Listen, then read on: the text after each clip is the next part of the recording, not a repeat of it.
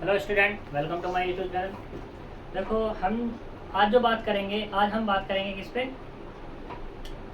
Operation research, यानी कि operation research and numerical analysis. मतलब कहने का क्या है, जो हमारा कल का एक पेपर है, कल का कौन सा पेपर है, जो मैथ का सेकंड पेपर है 6 सेम में, उसके बारे में हम बात करने वाले हैं।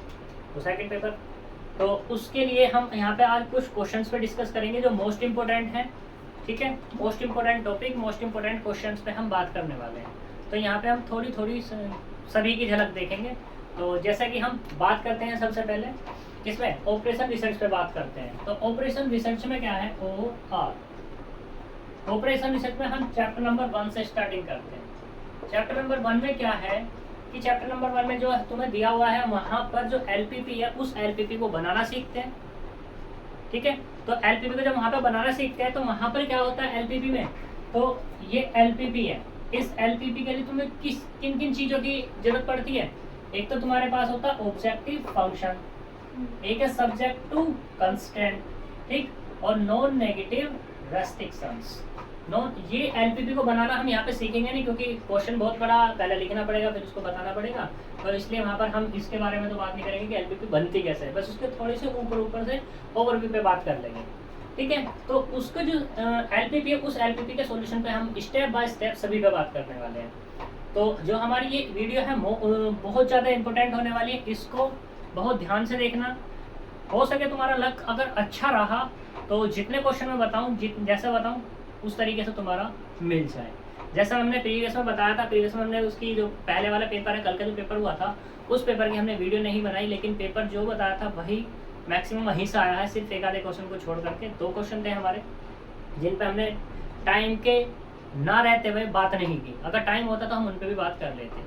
ठीक है, तो ऐसा ही यहाँ पर है जो तुम्हारा हम बहुत क्वेश्चन में बात करने वाले हैं और इम्पोर्टेंट चीज़ों में बात करने वाले हैं। जैसे कि अगर हम बात करें सबसे पहले एलपीपी को बनाना। एलपीपी को बनाने के लिए एलपीपी में सबसे पहले तुम्हें क्या पूछा जाएगा, वहाँ से डेफिनेशन पूछी जाएगी इसकी डेफिनेशन किसकी, लीनियर प्रोग्रामिंग प्रॉब्लम की। फिर पूछ लेगा, वो ऐसे ही पूछ सकता है कि डिफाइन ऑब्जेक्टिव फंक्शन। ठीक है, डिफाइन ऑप्टिमाइजेशन। ऑप्टिमाइजेशन क्या है, तो ऑप्टिमाइजेशन क्या है तुम्हारा, मैक्सिमाइजेशन और मिनिमाइजेशन किसका, कोई भी तुम्हारे पास एलपीपी दी हुई है, उस एलपीपी में जो ऑब्जेक्टिव फंक्शन होता है, उस ऑब्जेक्टिव फंक्शन में क्या होता है तुम्हारा, ऑप्टिमाइजेशन कहलाता है। ऑप्टिमाइजेशन क्या है, या तो मिनिमाइजेशन होगा या क्या होगा तुम्हारा, मैक्सिमाइजेशन होगा। फिर ये सब्जेक्ट टू कंस्टेंट है। सब्जेक्ट टू कंस्टेंट में क्या है कि जब हम एलपीपी बनाते हैं तो एलपीपी बनाने के लिए हमारे पास कुछ चीज़ें होती हैं। जैसे मान लो हमारे पास क्या है, एक कारपेंटर है। ठीक है, कारपेंटर क्या करता है, वो चेयर बनाता है और टेबल्स बनाता है। तो चेयर को हम कुछ मान लेते हैं, कुछ नोटेशन देते हैं, मान लो x, और इसको क्या नाम देते हैं, मान लो टेबल को y। तो इन्हें बनाने के लिए उसको कितनी लागत लगी, क्या खर्च आया, वगैरह वगैरह, कितनी जगह पड़ेगी, उसके लिए तो हम यहाँ x और y मानते हैं। x y यहाँ पे क्या होंगे, तुम्हारे वेरिएबल होंगे, और वो वेरिएबल कैसे होंगे, लीनियरली। ठीक है, यानी कि x और y की पावर हमेशा कैसी रहने वाली है, यहाँ पर 1 रहने वाली। तो इनकी वैल्यू को हम क्या करते हैं, फाइंड करते हैं। उससे पहले क्या बनाते हैं, सब्जेक्ट टू कंस्टेंट। जैसे मान लो सपोज करो सब्जेक्ट टू कंस्टेंट कैसी मिलेगी, x plus 2y less than equal to या ग्रेटर देन इक्वल टू 60, और 2x प्लस के 5y less than greater than equal to 70। तो मान लो कुछ इस तरीके के तुम्हारे पास कंस्टेंट है, यहाँ पे x और y क्या है, ग्रेटर देन इक्वल टू 0, या तो होंगे या नहीं होंगे। ऐसा कभी हो नहीं सकता कि यहाँ पे x लेस 0 हो जाए या y लेस 0 हो जाए। क्यों, क्योंकि यहाँ पे हमने क्या माना, x और y को मान रहे हैं, और मानी वो चीज़ आएगी जो है। ठीक है, अब ऐसा हो सकता है कि किसी चीज़ के लिए एब्सेंट हो जाए x, या y एब्सेंट हो जाए, तो वो चीज़ होती है अलग। ठीक है, अब नहीं है तो उसको ऐसे नहीं कह सकते कि नेगेटिव है, यानी कि x लेस है 0, y ग्रेटर है, सॉरी y लेस है 0, मतलब कुछ भी। तो यहाँ पे क्या करते हैं, x और y की हम वैल्यू को फाइंड करते हैं। y इन सब की वैल्यू को फाइंड करने के लिए हम पहले बनाते हैं क्या, एलपीपी। इस एलपीपी के जो सॉल्यूशन करते हैं वो 3 टाइप से सॉल्यूशन करते हैं। ठीक है, पहला है कौन सा, ग्राफिकली। तुम्हारा एक क्वेश्चन तुम्हारा थ्योरेटिकल बन सकता है कि जो तुम्हारी एलपीपी है उसको डिफाइन करने के बाद क्या है कि वहाँ पर पूछ लेगा इसको किस तरीके से हम कर सकते हैं, सॉल्यूशन इसका किस तरीके से कर सकते हैं। तो पहले डिफाइन कर दोगे पूरी की पूरी एलपीपी। उस एलपीपी में क्या ऑब्जेक्टिव फंक्शन क्या होता है वो मैंने बताया हुआ है, उसको डिफाइन कर दोगे, सब्जेक्टिव कंस्टेंट है उसको डिफाइन कर दोगे, नॉन नेगेटिव रेस्ट्रिक्शन है उसको डिफाइन कर दोगे।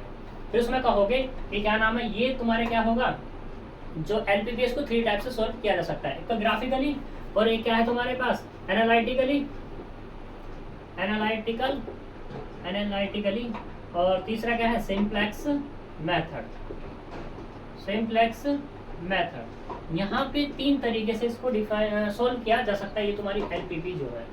ठीक है, हम इन तीनों तरीके पे स्टेप बाय स्टेप बात करने वाले हैं। सही, तो ये इस तरीके से तुम्हारा क्वेश्चन बन जाएगा। मैंने अभी क्या क्या बता दिया कि भाई वो कहने लगा डिफाइन एलपीपी या डिफाइन ओआर, वैसा ओआर नहीं बोलेगा, एलपीपी को बोलेगा। ओआर में तो बहुत बड़ा क्राइटेरिया हो जाता है इसका, लेकिन जैसे क्या बोलेगा वो एलपीपी को डिफाइन करने के लिए बोलेगा। ठीक है, इतनी बात होगी। फिर यहाँ ग्राफिकली हो गया, ग्राफिकली के बारे में तो बता दोगे कि इसके कितने मेथड है। 2 मेथड है, कौन कौन सा, एक तो लीस्ट कॉस्ट पेनल्टी मेथड और एक तो कॉर्नर पॉइंट मेथड है, और एक क्या है तुम्हारे पास आइसो प्रॉफिट और आइसो कॉस्ट मेथड है। एनालिटिक तुम्हें पता ही है इसमें क्या करते हैं, और सिंप्लेक्स है, सिंप्लेक्स के बारे में भी तुम्हें पता है। तो इनके बारे में डिफाइन करते चले जाओगे।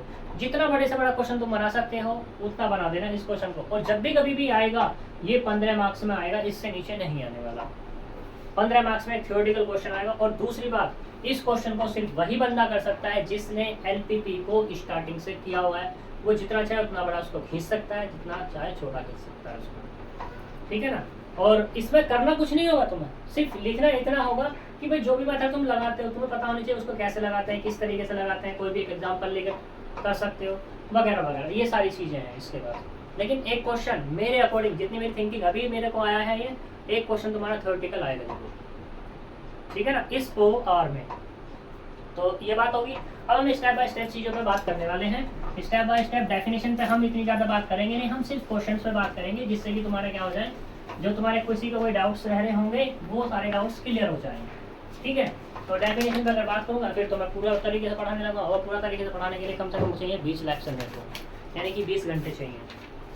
तो अब हम बात करने वाले हैं यहाँ पर, सबसे पहले हम बात करेंगे किस पे, एक क्वेश्चन लेते हैं, उस क्वेश्चन को ग्राफिकली सोल्व करके दिखाते हैं, तो तुम्हें सारा का सारा रिकॉल हो जाएगा जो तुमने सारी चीज़ें पढ़ी हुई हैं। तो हम एक क्वेश्चन पे बात कर रहे हैं।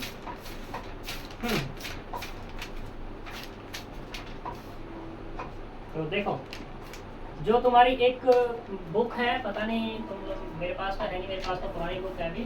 तो इसमें क्वेश्चन दिया हुआ है कि जेड मिनिमम कितना दिया हुआ है, Z minimum equal to 20x1 और प्लस के कितना 10x2। सब्जेक्ट टू कंस्टेंट दी हुई है यहाँ पर कितनी, x1 plus 2x2 less than equal to 40, 3x1 plus x2 greater than equal to 30, 4x1 plus 3x2 greater than equal to 60। Most important question है ये। ठीक है, अब इसमें क्या है, ये क्वेश्चन दे देगा। अब इस क्वेश्चन की सुनो पहले बात कि भाई इसमें क्या है, किस तरीके से इसको हम कर सकते हैं। तो ये क्वेश्चन कह दिया कि ये हमारे पास एक एलपीपी दी हुई है, पूरी की पूरी क्या है तुम्हारे पास एलपीपी। अब यहाँ पे इस क्वेश्चन को अगर नाम से कहता है by solve this LPP by simplex method, तो देखो तुम सिंप्लेक्स मेथड ही लगाओगे। ठीक है, या फिर अगर कहता वो by solution is this analytic method, तो एनालिटिक से करोगे। दूसरा अगर कहता है ग्राफिकल, तो ग्राफिकल से करोगे। अगर नाम से बोलता है तो ही करोगे, अगर तुमसे नाम से नहीं बोलता, कहता है कि सोल्व दिस एलपीपी, तो तुम्हारे पास 3 मेथड है, तीनों में से कोई सा मेथड लगा दो। ठीक है, आंसर सबसे सेम आने वाला है, और ना ही तुम्हारे वो नंबर काटे, क्योंकि उसने खुद नहीं कहा। अब यहाँ पे अगर 3 बच्चे एक साथ बैठे हैं तो तीनों बच्चे अलग अलग तरीके से कर सकते हैं। तो तुम ये मत सोचना कि दूसरे वाले का देख करके अपना काट लो, जिसके मन में जो आए, जिसको जो आए वो कर लेना। ठीक है, तो अब यहाँ पे देखो, ग्राफिकली से अगर मैं इसको सोल्व करना चाहूँ तो ग्राफिकली से जब हम इसको सोल्व करते हैं तो सबसे पहले क्या करते हैं, इन इक्वेशंस को इक्वेशंस में कन्वर्ट करते हैं। सॉल्व करूंगा भाई, क्योंकि लॉन्ग करने का पूरा टाइम नहीं है यहाँ, तो बस मुझे इतना बताना है कि जिससे तुम्हारे जो मेथड्स हैं वो क्या हो जाए, रिकॉल हो जाए।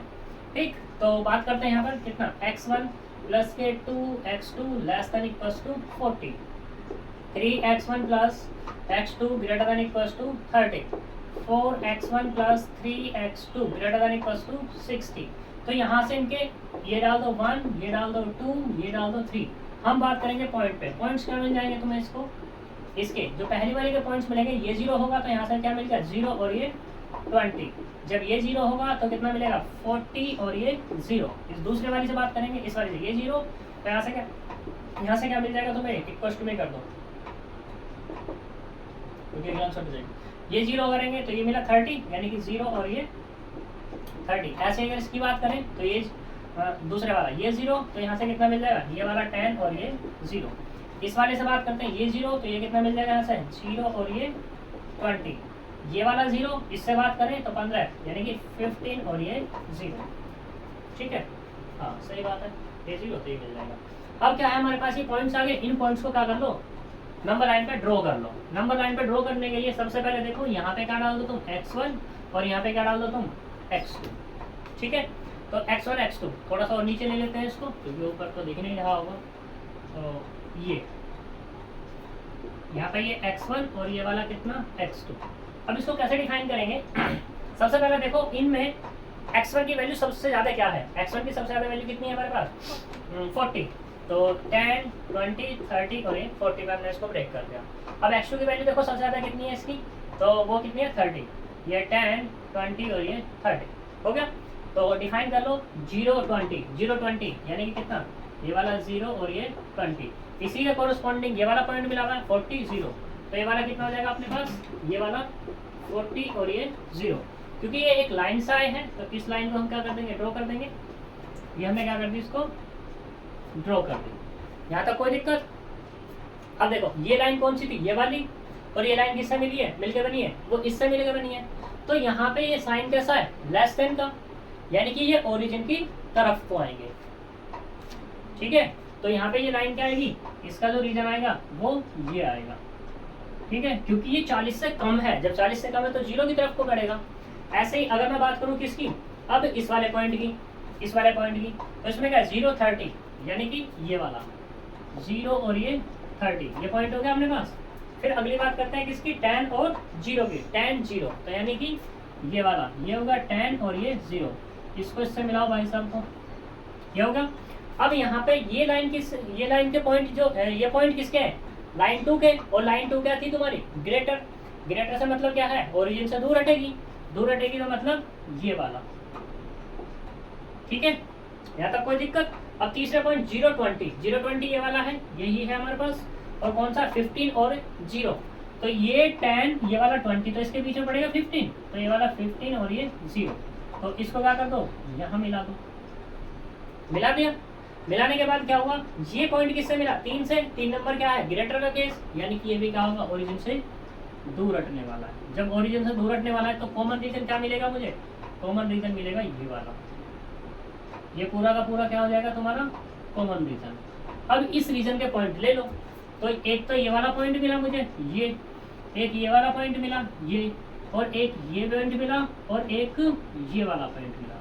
इन्हें तुम नाम दे दो अपने, ये वाला हो गया ए, ये वाला नाम दे दो बी, ये वाला नाम दे दो सी, ये वाला नाम दे दो डी। अब बात है ए बी सी की, तो तुम कुछ भी ले सकते हो, तुम्हारी मर्जी की बात है। अब यहाँ ए के पॉइंट पता है मुझे, बी के पॉइंट पता है। बी के पॉइंट क्या है यहाँ पे 40 और ये 0। इस सी के पॉइंट नहीं पता, डी के पॉइंट नहीं पता। ठीक है, पहले इस लाइन को ड्रॉ करो। ये लाइन कौन सी थी तुम्हारी, ये वाली, ये है x1 प्लस के 2x2 less than equals to 40। ये वाली जो लाइन है ये 3 है, यानी कि 4x1 प्लस के 3x2 greater than equals to 60। ये वाली लाइन, यानी कि ये जो है, ये लाइन कौन सी है तुम्हारे पास, ये है 3x1 प्लस के x2 greater than equals to 30। अब देखो ये वाला पॉइंट कौन कौन सी लाइन से बन रहा है, एक तो ये वाली और एक ये वाली लाइन को इंटरसेक्ट करके कर रहा है, यानी कि इन दोनों को इंटरसेक्ट करके। सी पॉइंट, अगर डी पॉइंट की मैं बात करूं तो डी पॉइंट किस किस से मिलकर बन रहा है, ये वाली दोनों लाइन, ये वाली। ठीक है, तो मुझे क्या करना है, इन दोनों लाइनों का यूज करके मुझे क्या करना है, सॉल्यूशन फाइंड करना है, यानी कि पॉइंट फाइंड करने सी और डी। देखो यहाँ पर किस तरीके से हम इनको फाइंड कर सकते हैं। पहले बात करते हैं किससे, बाय कौन कौन सी है, 40 वाली ये है और ये 60 वाली है, बाय 1 और 3 से, बाय 1 और 3, 1 और 3 इन दोनों का यूज करेंगे। जब दोनों का यूज करेंगे, यहाँ 4 है, यहाँ 4 की मल्टीप्लाई कर लो, यानी कि इक्वेशन नंबर 1 में मल्टीप्लाई करो कितने की, 4 की, और माइनस कर दो किसको, 3 को। 4 की मल्टीप्लाई करेंगे 4x1 प्लस के 8x2 इसकल टू कितना 160, और ये वाला कितना आएगा 4x1 प्लस के 3x2 is equal to 60, minus minus और ये माइनस। इससे ये कैंसिल था, कितना मिला 5x2 बराबर कितना 100। तो यहाँ से कितना आ गया x2 बराबर कितना आ गया x2 100 आ गया है, सॉरी 20 आ गया, x20 मिलेगा क्या, x20 करना था, x2 20 तो नहीं होने वाला।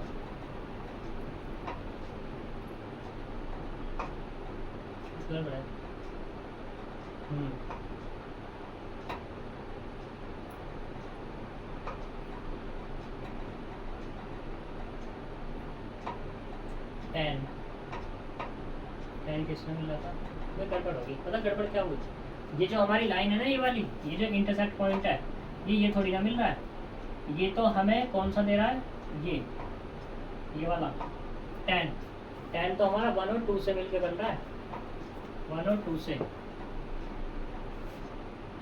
ये गड़बड़ हुई इसमें। तो यहाँ से बात कर लो किससे, बाय 1 एंड 2 से, बाय 1 एंड 2, 1 और 2 ये है, तो यहाँ पे कितना है, तो इक्वेशन नंबर 2 में मल्टीप्लाई करो कितने की 2 की, और माइनस कर दो इक्वेशन नंबर 1 को, तो यहाँ कितना आएगा 6x1 plus 2x2 equal to 60, यहाँ पे x1 प्लस के 2x2 इक्वल टू 40, तो माइनस माइनस तो कितना मिल गया 5x1 इक्वल टू 20, तो यहाँ से x1 बराबर कितना मिल जाएगा 4, ये मिल x1 की वैल्यू यूज करो इसमें, यूजिंग इन 1, जब 1 में यूज करेंगे तो 4 प्लस 4x2 बराबर 40, तो यहाँ से अगर मैं बात करूँ x2 की, x2 कितना मिल जाएगा यहाँ से 9 मिल जाएगा, ठीक है, तो x2 की वैल्यू कितनी मिल गई 9, कुछ तो भी गलत है,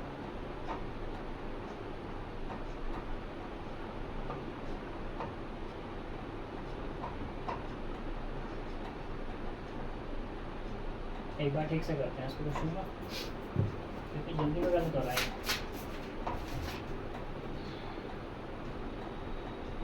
और 4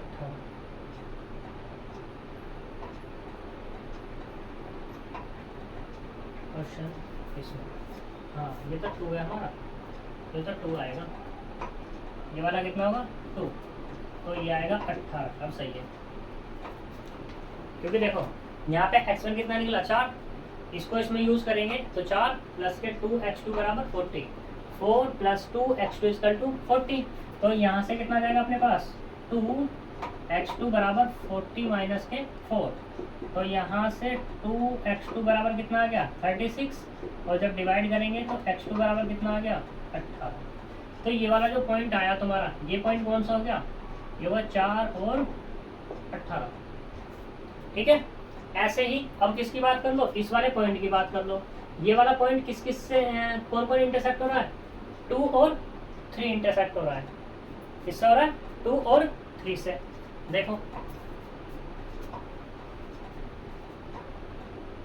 बाय 2 एंड 3, बाय 2 एंड 3 से, देखो किसको खत्म करना है, चलो x2 को खत्म कर लेते हैं, यानी कि इक्वेशन नंबर 2 में मल्टीप्लाई करो किसकी 3 की, और माइनस कर दो इक्वेशन नंबर 3 को, तो 3 3 सा 9x1 प्लस 3x2 बराबर कितना जाएगा 90, यहाँ से 4x1 प्लस 3x2 बराबर कितना 60, माइनस माइनस माइनस, तो इससे ये कैंसिल, यहाँ से कितना मिल गया 5x1 बराबर कितना 30, तो x1 बराबर कितना मिल जाएगा 6 मिल जाएगा, x1 बराबर कितना मिल गया 6, तो इसको क्या कर लो यूज़ कर लो, कोई सी में या तो 2 में यूज़ कर लो या 3 में यूज़ कर लो, मैंने क्या यूज़ किया यूजिंग इन 2 में यूज़ किया x1 की वैल्यू, यानी कि ये कितना हो गया, ये होगा 3 इंटू 6 प्लस के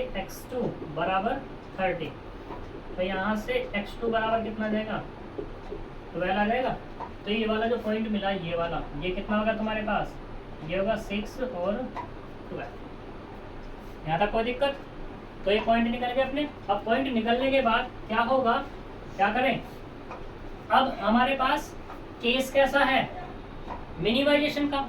तो ये जो चारों पॉइंट है हमारे पास, इन चारों पॉइंट्स को क्या कर लो, इन चारों पॉइंट्स की वैल्यू यानी कि जो पॉइंट्स आए हैं इनको यूज कर करके देख लो। किस में यूज कर करके देखोगे तुम, इसमें जेड में, यानी कि जेड ए। जेड ए का मतलब ये है कि ए पॉइंट यूज कर रहा हूँ मैं। ए पॉइंट क्या है, 15 और 0, यानी कि 20 × 15 + 0 = 300। ऐसे बात करूँ किसकी, जेड बी की। जेड बी कितना है, ये है 20 × 40 + 0 = 800। फिर जेड सी कितना है, ये वाला, यानी कि 20 × 4 + 10 × 18। तो यहाँ से कितना आएगा, 20 और प्लस के 180, तो कितना होगा 360, 260। जेड डी कितना है, 6 और 12, तो 20 × 80 और 120, ये मिलेगा नहीं, ये होगा 120 + 120 = 240। अब इन चारों में मिनिमम कौन है, 240 तो है, सिंस जेड मिनिमम कितना है 240, किस पे, at x1 = 6 and x2 = 12, then Z minimum या जेड की वैल्यू जो आई तुम्हारे पास निकल के वो कितनी आ गई, 40 एट पॉइंट कौन सा हो गया, 6 और ये 12। इसी क्वेश्चन में यहीं पे मैं बदल देता, मिनिमम की जगह क्या होता तुम्हारा, मैक्सिमम होता, तो फिर इसमें क्या देखते, मैक्सिमम। ठीक है, दूसरा केस। अब यहाँ पर हमारे पास क्या है कि मान लो ए बी सी और डी 4 पॉइंट है, 4 पॉइंट में से किन्हीं भी 2 पॉइंट पे वैल्यू सेम मिल जाती, ठीक है, तब हम कह देते उस केस में जो हमारे पास ये जो दिया हुआ है एलपीपी, इस एलपीपी के infinite number of solution exist, infinite number of solution exist है। दूसरा केस, मान लो यहाँ पर ये कॉमन रीजन हमें मिल गया, थोड़ी देर के लिए हम मान लेते हैं कि कॉमन रीजन नहीं मिल रहा, ठीक है। जब कॉमन रीजन मिल जाता है तब हमारा सॉल्यूशन क्या आता है, फिजिबल। ग्राफिकल की हेल्प से जब हम बताते हैं फिजिबल या इनफिजिबल, तो कॉमन रीजन अगर मिल जाए तो फिजिबल सॉल्यूशन, अगर कॉमन रीजन नहीं मिल रहा तो क्या सा हो जाएगा तुम्हारा, इनफिजिबल सॉल्यूशन। क्लियर इतनी बात। दूसरा नेक्स्ट, अब बात करते हैं कि मान लो ये हमें कॉमन रीजन नहीं मिल रहा, मान लो ये नहीं मिल रहा, तो हमें क्या मिल रहा है, ये कॉमन रीजन मिल रहा है ऊपर वाला, ठीक है। क्या ये बाउंडेड है, तो ये कैसा हो जाएगा तुम्हारा, अनबाउंडेड रीजन हो जाएगा, ठीक है। जब ऐसा केस होगा और यहाँ पे कभी ऐसा केस बना तो वो ये भी पूछ सकता है तुमसे क्वेश्चन में सॉल्यूशन ना पूछ करके वो पूछ लेगा कि बताओ जी इस एलपीपी का जो रीजन है वो कैसा है, बाउंडेड रीजन, अनबाउंडेड रीजन, या फिजिबल या नो फिजिबल वगैरह वगैरह।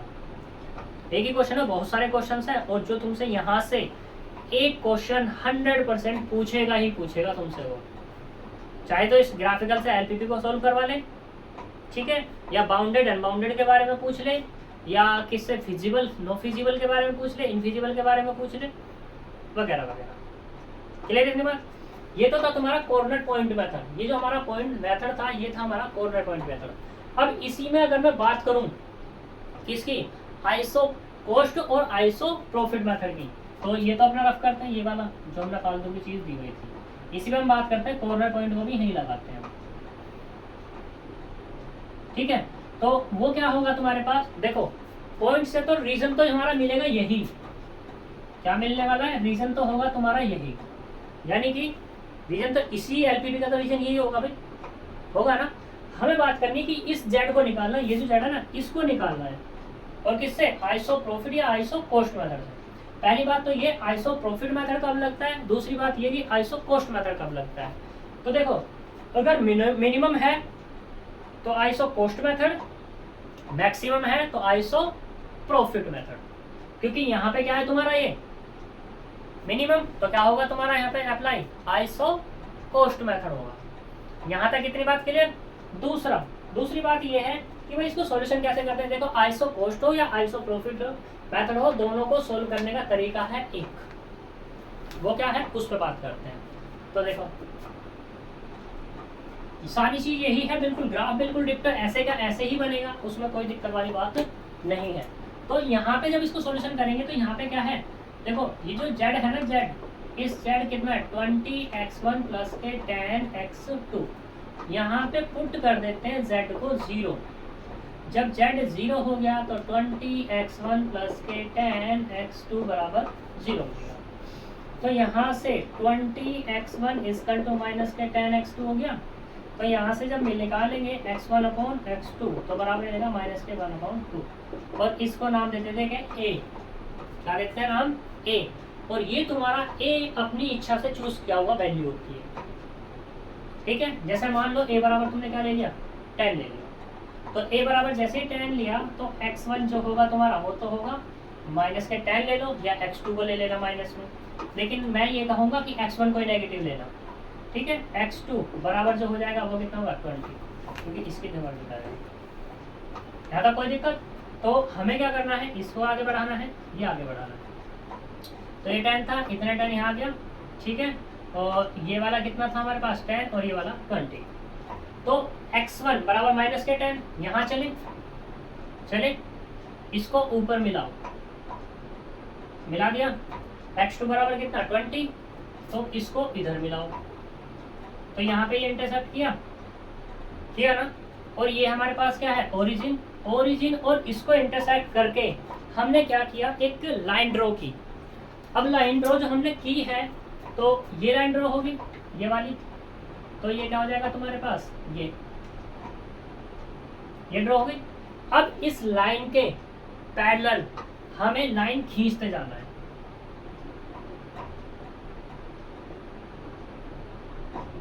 और ये लाइन तब तक खींचते जाना है जब तक कि हमें उसका मिनिमम पॉइंट ना मिल जाए।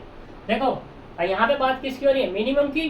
तो इस ग्राफ का लोअर पॉइंट चाहिए मुझे, तो एक पॉइंट ये, एक पॉइंट ये, एक पॉइंट ये, और एक पॉइंट ये है, ठीक है। तो लोअर कौन सा पड़ेगा, यही तो पॉइंट पड़ेगा, यानी कि ये, ठीक है, ये मिल जाएगा। तो यहाँ पर क्या हो जाएगा, इसका लोअर पॉइंट हो जाएगा। अब मुझे सारे पॉइंटों पे वैल्यू फाइंड करने की जरूरत नहीं है, अब मुझे z की वैल्यू इसी में फाइंड कर दूंगा। तो ये कितना निकला था मेरा, यही तो निकला था 6 और 18, ये वाला पॉइंट कौन सा, D, ये निकला था ना, ठीक। तो इसी पे बात कर देंगे, और इस पे कितनी वैल्यू आ रही थी 240।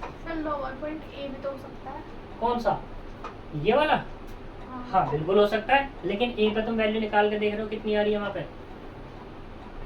300 आ रही है, तो थोड़ी ना हो गया वो, नहीं हुआ ना, इसलिए। अरे जेड ए पे तुमने निकाला था, यहाँ पे जेड ए 300 आ रहा था ना, तो इससे तो कम यही है। इसमें क्या है, ये हमारे दूर के पॉइंट है, दोनों दूर के पॉइंट है। लोअर तुम्हारा ये है और ये है, जैसे तुम्हारा भी क्वेश्चन था कि भाई ये भी तो हो सकता था, हमने इस पे, क्योंकि हमारे पास ये पॉइंट है, ठीक है, उस पर वो हमने निकाल कर देखा था। इस पर बात करें तो ये तो 300 है, लेकिन जब हमने बात की थी हमारे तो वैल्यू तो 240 आई थी, तो कट हो जाएगा ये वाला पॉइंट। तो पर इस क्वेश्चन में तो नहीं करा ना हमने, नहीं किया, कोई दिक्कत नहीं, लेकिन हम फिर इसको और इसको भी तो देख सकते हैं चेक करके। लेकिन जब ऐसी कभी बात होती है, और दूसरी बात देखो, ये हमारा क्या है, हमारा चल रहा है ये पैरेलल लाइन, पैरेलल लाइन पे ये पॉइंट पहले कट करेगा, ये पॉइंट पहले कट करेगा, बात है इसकी, जो पहले कट कर, तो हाँ पहले ये वाला ही पॉइंट कट करेगा, जो पहले कट कर गया वही, हाँ ये नहीं करेगा कट, पहले ये वाला कट करेगा। देखना जब तुम अच्छे तरीके से ग्राफ बनाओगे, अभी तो फिलहाल तुम्हारे पास है नहीं इतना टाइम कि अच्छे तरीके से ग्राफ बनाओ, ग्राफ कॉपी लाओ, ग्राफ से स्केल से खींचो, ये सारी चीज जब तुम अच्छे तरीके से देखोगे, एग्जाम के बाद करना, ये वाला फंडा अप्लाई करना, तो एग्जाम के बाद करना, तो ये वाला तुम्हें क्या होगा, पहले कट करता हुआ दिखाई देगा, ठीक है ना, इसलिए मैंने ये कह दिया था। दूसरी चीज, यहीं पे केस किसका होता है, मैक्सिमम का, तो क्या देखते, इसमें दूर वाला पॉइंट देखते कि सबसे बाद में कौन सा पॉइंट कट कर रहा है, कितना है, इसका 800 मिला था या नहीं मिला था। और दूसरी बात, जब मैं इसको आगे बढ़ाता चला जाऊंगा तो सबसे बाद में तो कट यही करेगा। आइसो प्रॉफिट और आइसो कॉस्ट का ये फायदा है कि वहां पे हमें सारे पॉइंटों में वैल्यू फाइंड करके नहीं दिखानी, सिर्फ उस पर दिखानी है जो सबसे पहले कट कर जाए। जो रीजन है, ये वाला जो रीजन है, इस रीजन में सबसे पहला पॉइंट कौन सा कट कर रहा है, अब तुम ये मत कहने लगना कि ये लाइन भी कट कर रही है जी। भाई मुझे लाइन से नहीं लेना देना, मुझे तो पॉइंटों से लेने वाली, एक ये पॉइंट, ये पॉइंट, ये पॉइंट और ये पॉइंट, मुझे तो पॉइंटों से लेना देना है, लाइन से कोई मेरा मैटर नहीं है। आई बात समझ में? तो यहाँ पे ये एक टॉपिक तुम्हारा ग्राफिकल का कंप्लीट होता है, आइसो कॉस्ट, आइसो प्रॉफिट, और ग्राफिकल का पूरा कंप्लीट हो जाता है। आइसो प्रॉफिट में भी जीरो ही रखते हैं। बता तो दिया अभी, पूरा प्रोसीजर वही है प्रॉफिट में, बस प्रॉफिट में क्या देखते हैं, मैक्सिमम वाला, बाद में कौन सा कट कर रहा है तुमने ध्यान नहीं दिया, मैंने उसका हैंड टू हैंड ही बता दिया, ठीक है ना। तो ये एक टॉपिक तुम्हारा कंप्लीट। अब बात करते हैं किस पे, एनालिटिक पे। तो एनालिटिक क्या है, सिर्फ कर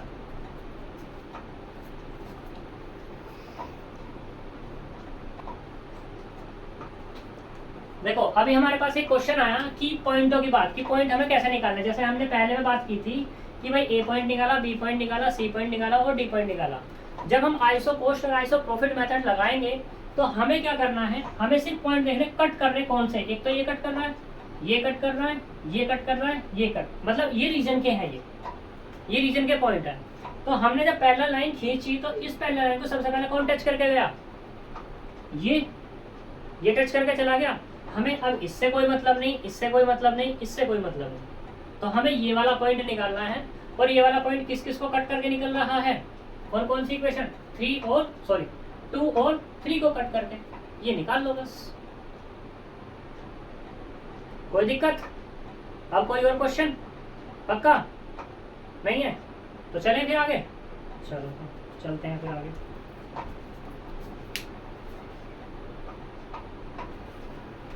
देखो अब बात करते हैं हम किस पे, एनालिटिक मेथड।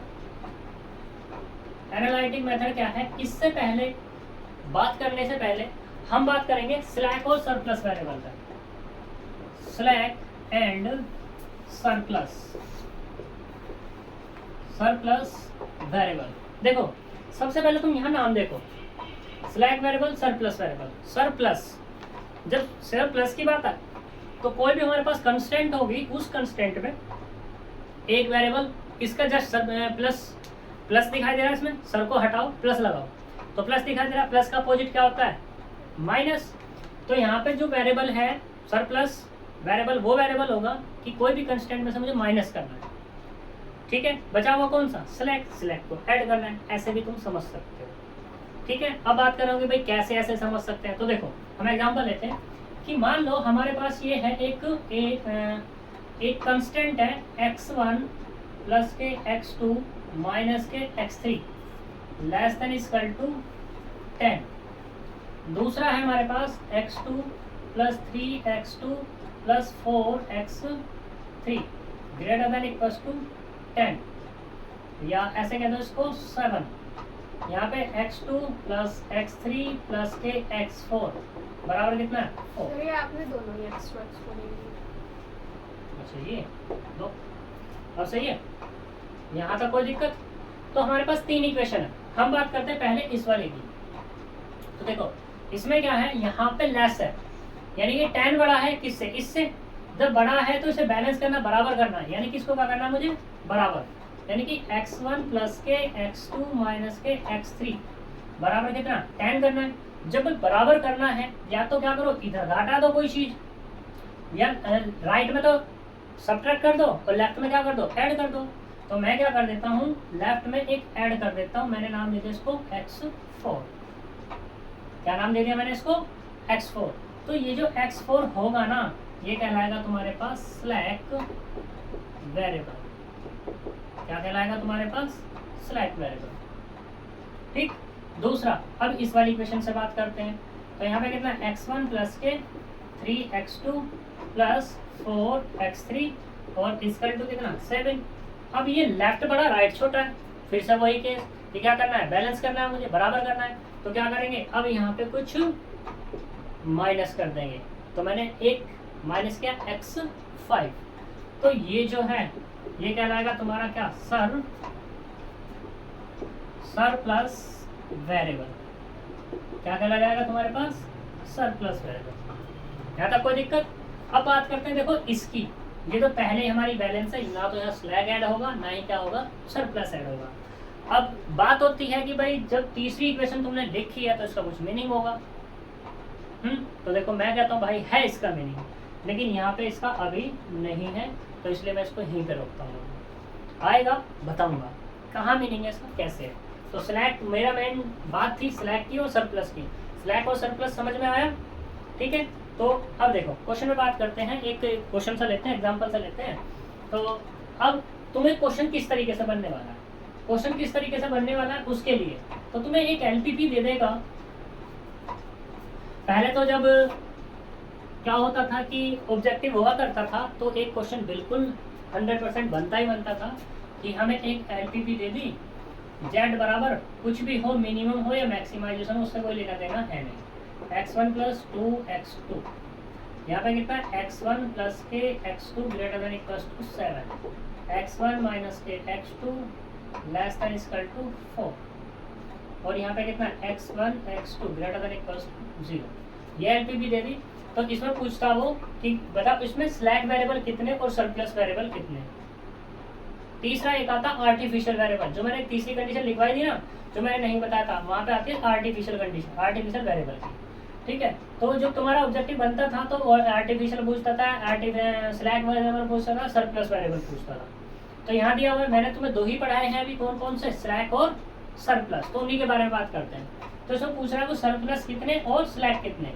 तो देखो जी कितने, तो यहाँ पे कितना z minimum equal to x1 plus 2x2, balance करो, x1 प्लस x2 प्लस के कितना जाएगा, माइनस के होगा, क्योंकि ये ग्रेटर है तो इसलिए माइनस x3, x1 माइनस के कितना x2 और प्लस के x4 equal to 7।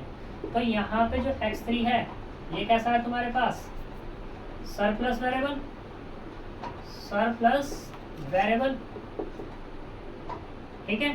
And x4 वो कैसा हो जाएगा तुम्हारे पास, स्लैक वेरिएबल। अगर मैं बात करूं नंबर्स की तो एक ही सरप्लस है और एक ही ऐसा है तुम्हारे पास स्लैक वेरिएबल है। यहाँ तक क्लियर इतनी बात। अब इसको अगर मुझे इसी की फॉर्म में कन्वर्ट करना है तो यहाँ पे इसको मैं ऐसे लिख लूँ, जेड मिनिमम इसका टू कितना x1 प्लस के 2x2 plus 0 x3 plus 0 x4, यहाँ पे कितना x1 प्लस x2 माइनस के x3 प्लस 0 x4 बराबर 7, x1 माइनस के x2 प्लस के x3 इंटू 0 प्लस के x4 बराबर 4, और x1 x2 x3 x4 greater than equal to 0। ये इसकी फॉर्म बन जाएगी। यहाँ तक कोई दिक्कत नहीं। अब इसके बाद आता है कि हमारे पास ये फॉर्म बन गई। अब हमें बताना है जो हमारे पास ये एलपीपी है, इस एलपीपी को मैट्रिक्स फॉर्म में कन्वर्ट करना। मैट्रिक्स फॉर्म क्या बतानी है, मैट्रिक्स फॉर्म। अब मैट्रिक्स फॉर्म कैसे बनेगी, ठीक है। मैट्रिक्स फॉर्म को बनाने के हमारे पास क्या है, स्टैंडर्ड फॉर्म है। स्टैंडर्ड फॉर्म क्या है उसके बारे में हम बात करते हैं, ठीक है। तो देखो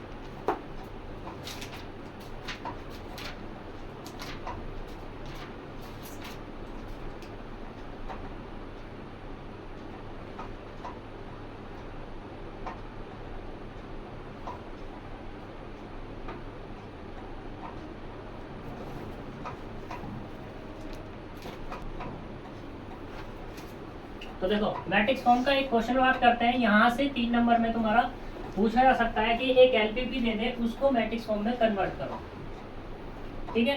मैट्रिक्स फॉर्म में कैसे कन्वर्ट करेंगे उसके बारे में देखते हैं। तो उसके बारे में क्या है कि मान लो हम एक एलपीपी लेते हैं, और वो तो देख के ही लेंगे।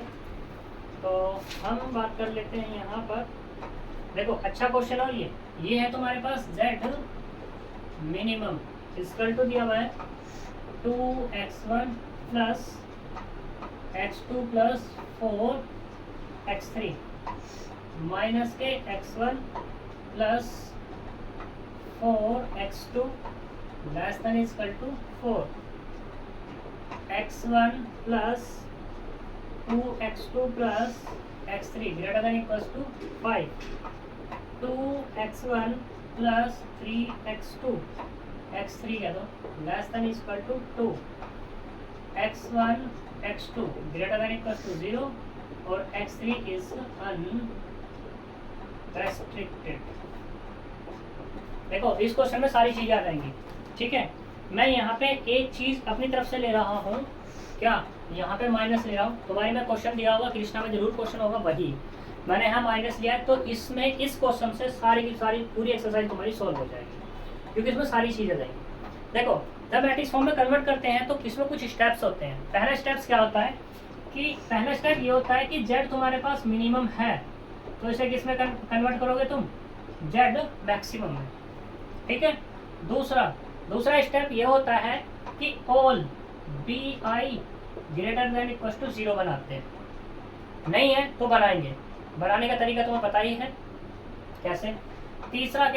तीसरे केस में क्या है कि जो हमारे पास अनरेस्ट्रिक्टेड है वेरिएबल, मान लो xi वेरिएबल इज अनरेस्ट्रिक्टेड, तो इसको क्या रेस्ट्रिक्टेड में कन्वर्ट करते हैं। तो इसे हम मानते हैं xi डैश माइनस के xi डबल डैश में, जहां पर xi भी ग्रेटर देन इक्वल टू 0 और xi डैश है, xi double dash greater than equal to 0।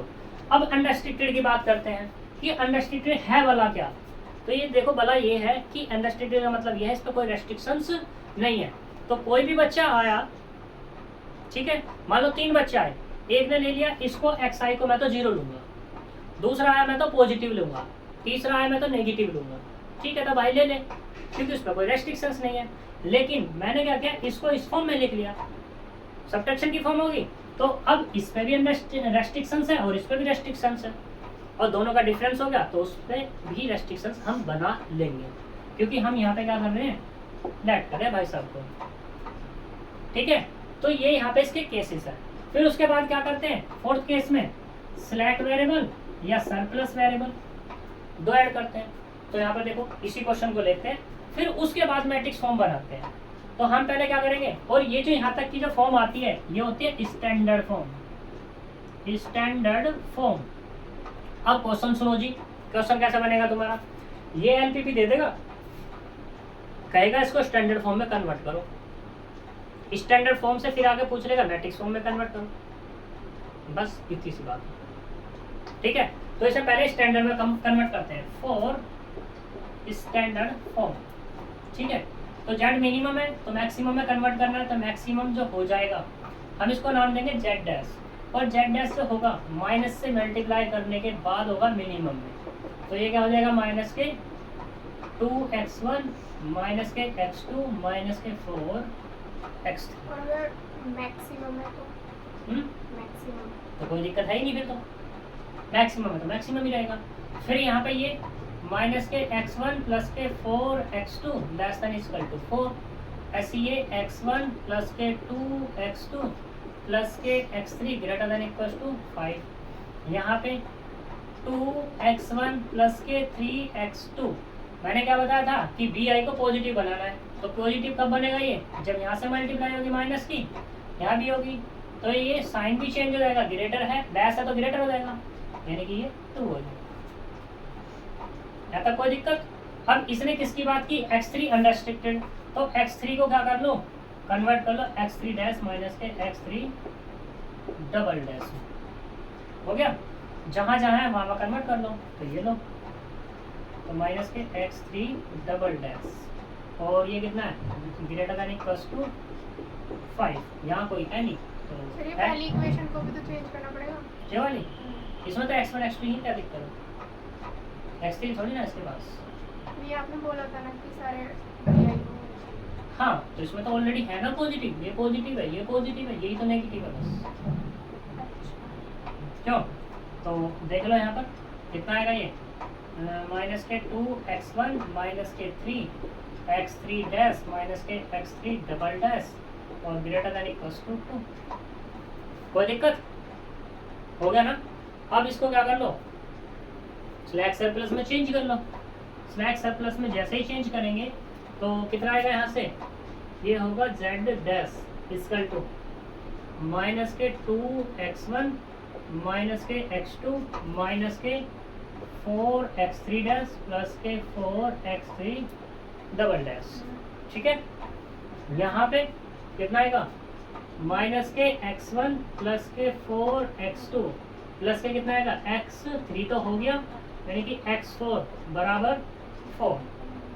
ठीक, दूसरे वाला यहाँ पे x1 प्लस के 2x2 प्लस के x3 डैश माइनस के x3 डबल डैश और माइनस के कितना आएगा x5 बराबर 5। ठीक, ये वाला माइनस के 2x1 माइनस के 3x3 dash minus minus plus 3x3 double dash और प्लस के x6 बराबर कितना 2। ठीक है, तो यहाँ पे x4 और x6 क्या हो गए तुम्हारे, ग्रेटर है ना, तो ये माइनस आएगा। ठीक है, तो यहाँ तक कोई दिक्कत। चलो यहाँ पे x4 जो है वो है सिलेक्ट वेरिएबल, x4 क्या हो गया सिलेक्ट वेरिएबल और x5 x6 क्या हो जाएंगे तुम्हारे पास सरप्लस वेरिएबल। ठीक है नहीं, ये तुम्हारे पास ये होने वाला है, यहाँ तक कोई दिक्कत। चलो अब बात करते हैं, तो मैं इसको ऐसा लिख लूँ यहाँ पे, ये ऊपर 0x4 0x5 0x6, क्या दिक्कत है, क्या दिक्कत नहीं, तो इसे चलो लिख ही लो पूरा। तो z dash equal to minus के 2x1 माइनस के x2 माइनस के 4x3 dash plus 4x3 double dash plus 0x4 0x5 0x6, ऐसे ही वाला माइनस के x1 plus 4x2 plus 0x3 dash plus 0x3 double dash plus x4 plus 0x5 0x6 बराबर 4। Zero लगा के लिख लिया इसमें सब कुछ। ऐसे यहाँ पे x1 प्लस के 2x2 प्लस के x3 डैश माइनस के x3 double dash plus 0x4, क्योंकि है नहीं यहाँ x4 तो जीरो लगा के लिख दिया, माइनस के x5, ऐसी x6 नहीं है वो भी लगा के लिख दिया। ऐसे यहाँ पर माइनस के 2x1 माइनस के 3x3 डैश प्लस के 3x3 डबल डैश माइनस के x6 3 होगा ना, तो plus 0x4 plus 0x5 minus के x6 बराबर 2। यहाँ पे क्या x1 x2 x3 dash x3 double dash x4 x5 x6 greater than equal to 0, और ये क्या हो गई तुम्हारी स्टैंडर्ड फॉर्म हो गई। यहाँ तक कोई दिक्कत पक्का। अब बात करते हैं मैट्रिक्स फॉर्म, तो मैं सिर्फ कर रहा हूँ। ठीक है,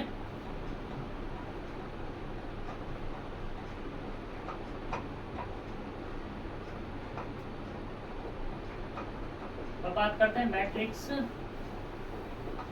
फॉर्म। तो मैट्रिक्स फॉर्म जो बनेगी वो होगी Ax बराबर b, Ax बराबर b। तो देखो या ऐसे कह दो Ax नहीं, z dash equal to Cx, Ax equal to b और x greater than equal to 0।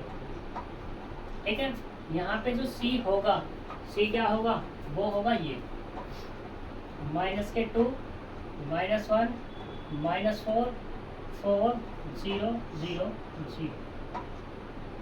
ठीक, दूसरा ये जो x है, कितने वेरिएबल है इसके पास, वेरिएबल कितने हो गए 1 2 6, यानी कि 1 2 3 4 5 6 7 है। 7 कौन कौन से हैं देखो, x1 x2 x3 dash x3 double dash x4 x5 x6। अब बात करता हूँ किसकी, b की। तो b क्या हो जाएगा तुम्हारे पास, यहाँ कितना 4 5 और ये 2, ये तुम्हारी मैट्रिक्स फॉर्म हो गई।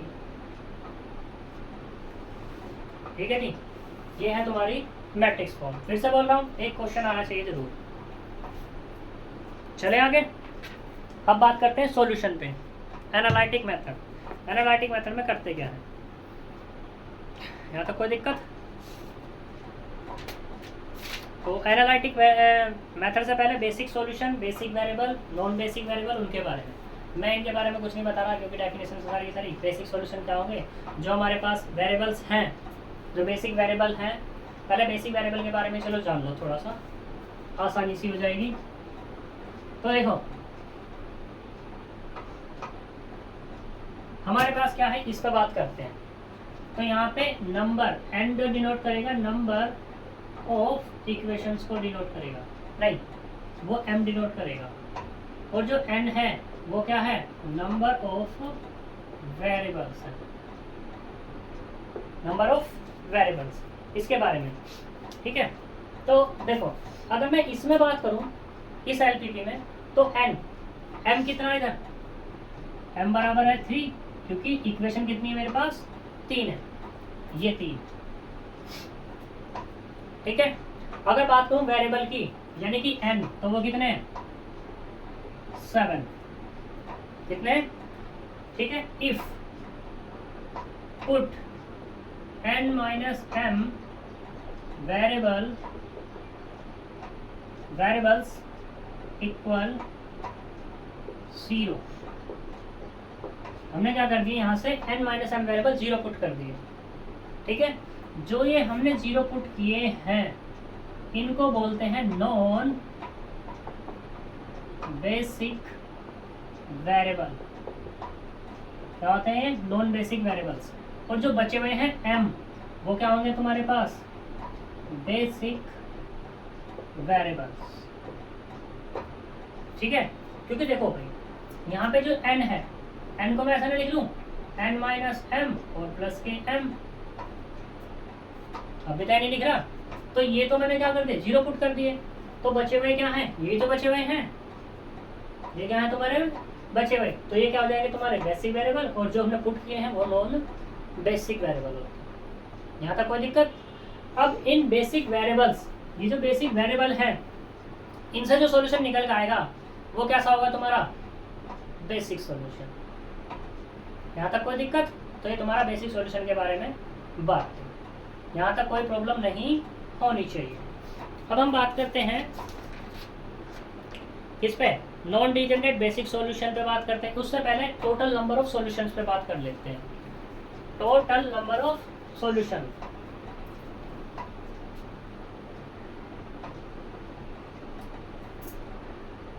तो देखो टोटल नंबर ऑफ सॉल्यूशन वो कितने होंगे, NCM, और NCM तुम्हें आता ही है खोलना, n factorial upon n factorial n minus m factorial. ये इतने तुम्हारे सॉल्यूशन हो गए। ठीक है, अगर एग्जांपल मैं इसी के लिए लूं तो क्या हो जाएगा, 7C3 equal to 7 factorial 3 factorial 4 factorial 7 6 5 upon 6, इससे कैंसिल 35 सॉल्यूशन आने निकल लगे। इस एलपीपी के कितने सॉल्यूशन होंगे, 35। यहाँ तक कोई दिक्कत। अब बात करते हैं नॉन डिजेनरेट बेसिक सॉल्यूशन और डिजेनरेट। देखो डिजेनरेट में बात करते हैं, देखो डिजेनरेट क्या है कि मान लो तुम्हारे पास ये बेसिक वेरिएबल थे m, इनमें से एट लीस्ट 1 वेरिएबल क्या हो जाए, 0 हो जाए। सारे हो जाओ कोई दिक्कत नहीं, लेकिन एक वेरिएबल 0 होगा तो ये कैसा कहलाएगा हमारे पास, degenerate, degenerate solution.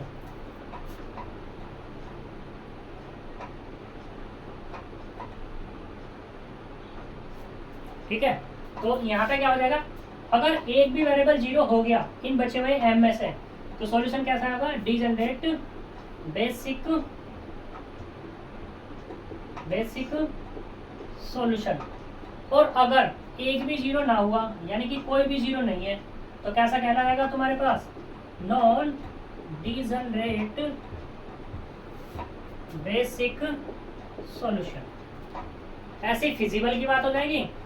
Degenerate basic feasible solution की बात में क्या हो जाएगा, एक भी वेरिएबल 0 नहीं होना, 0 हो गया तो क्या हो जाएगा, कैसा हो जाएगा, डिजेनरेट बेसिक फिजिबल सॉल्यूशन। एक भी नहीं हुआ तो non degenerate basic feasible solution.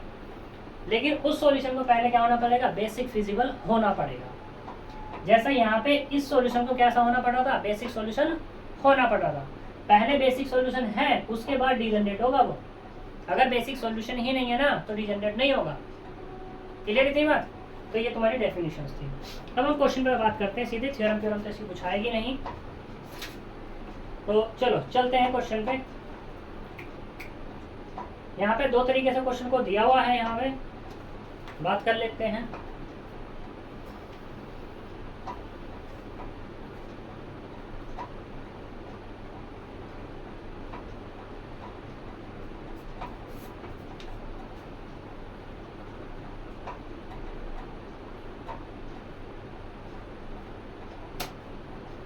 तो देखो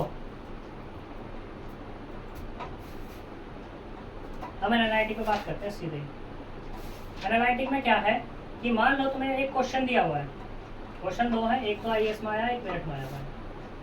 तो हम मेरिट वाला कर लेते हैं या आईएएस वाला करेंगे। एग्जाम्पल है 1, देख लेना किस बुक में है ये, प्रगति में है या कृष्णा में। That maximum equal to 2x1 plus 3x2 plus 4x3 plus 7x4।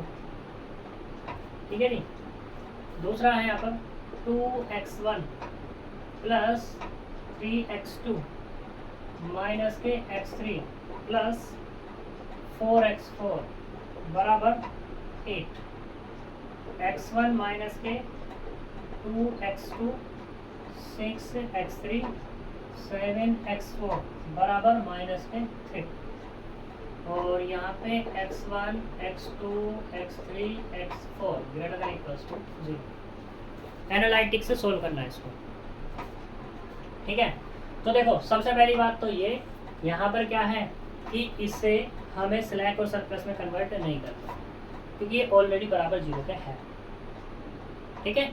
तो इसमें वो चीज़ तो हो गई भैया खत्म। सबसे पहले बात करते हैं हियर n। तो n बराबर कितना है यहाँ पे, और ये माइनस इधर, कोई दिक्कत नहीं, उससे हमें कोई लेना नहीं। हम स्टैंडर्ड थोड़ी कन्वर्ट कर रहे हैं, वो सिर्फ स्टैंडर्ड के लिए है। अगर हमें कोई भी एलपीपी को स्टैंडर्ड फॉर्म में कन्वर्ट करना है तो स्टैंडर्ड फॉर्म क्या होगी कि राइट हैंड साइड को पॉजिटिव बनाते हैं। यहाँ पे हमें तो सॉल्यूशन निकालना है बस इसका, बाय एनालिटिक मेथड। ठीक है। और दूसरी चीज़ ये है जो तुम कह रही हो कि ये नेगेटिव है हमें पॉजिटिव बनाना है, वो बात होती है सिंप्लेक्स में। ठीक है ना, चलते हैं। ठीक है। तो करते हैं बात।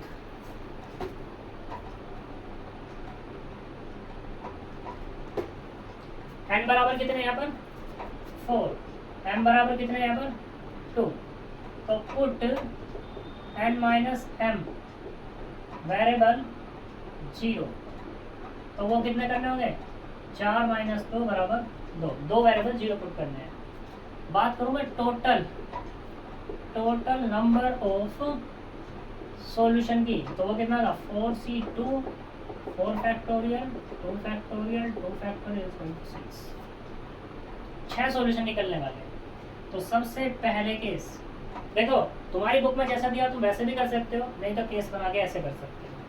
तो मैंने पहले केस में पुट किया, पुट अपनी मर्जी से कुछ भी 4 वेरिएबल है, 4 में से 2 लेने हैं।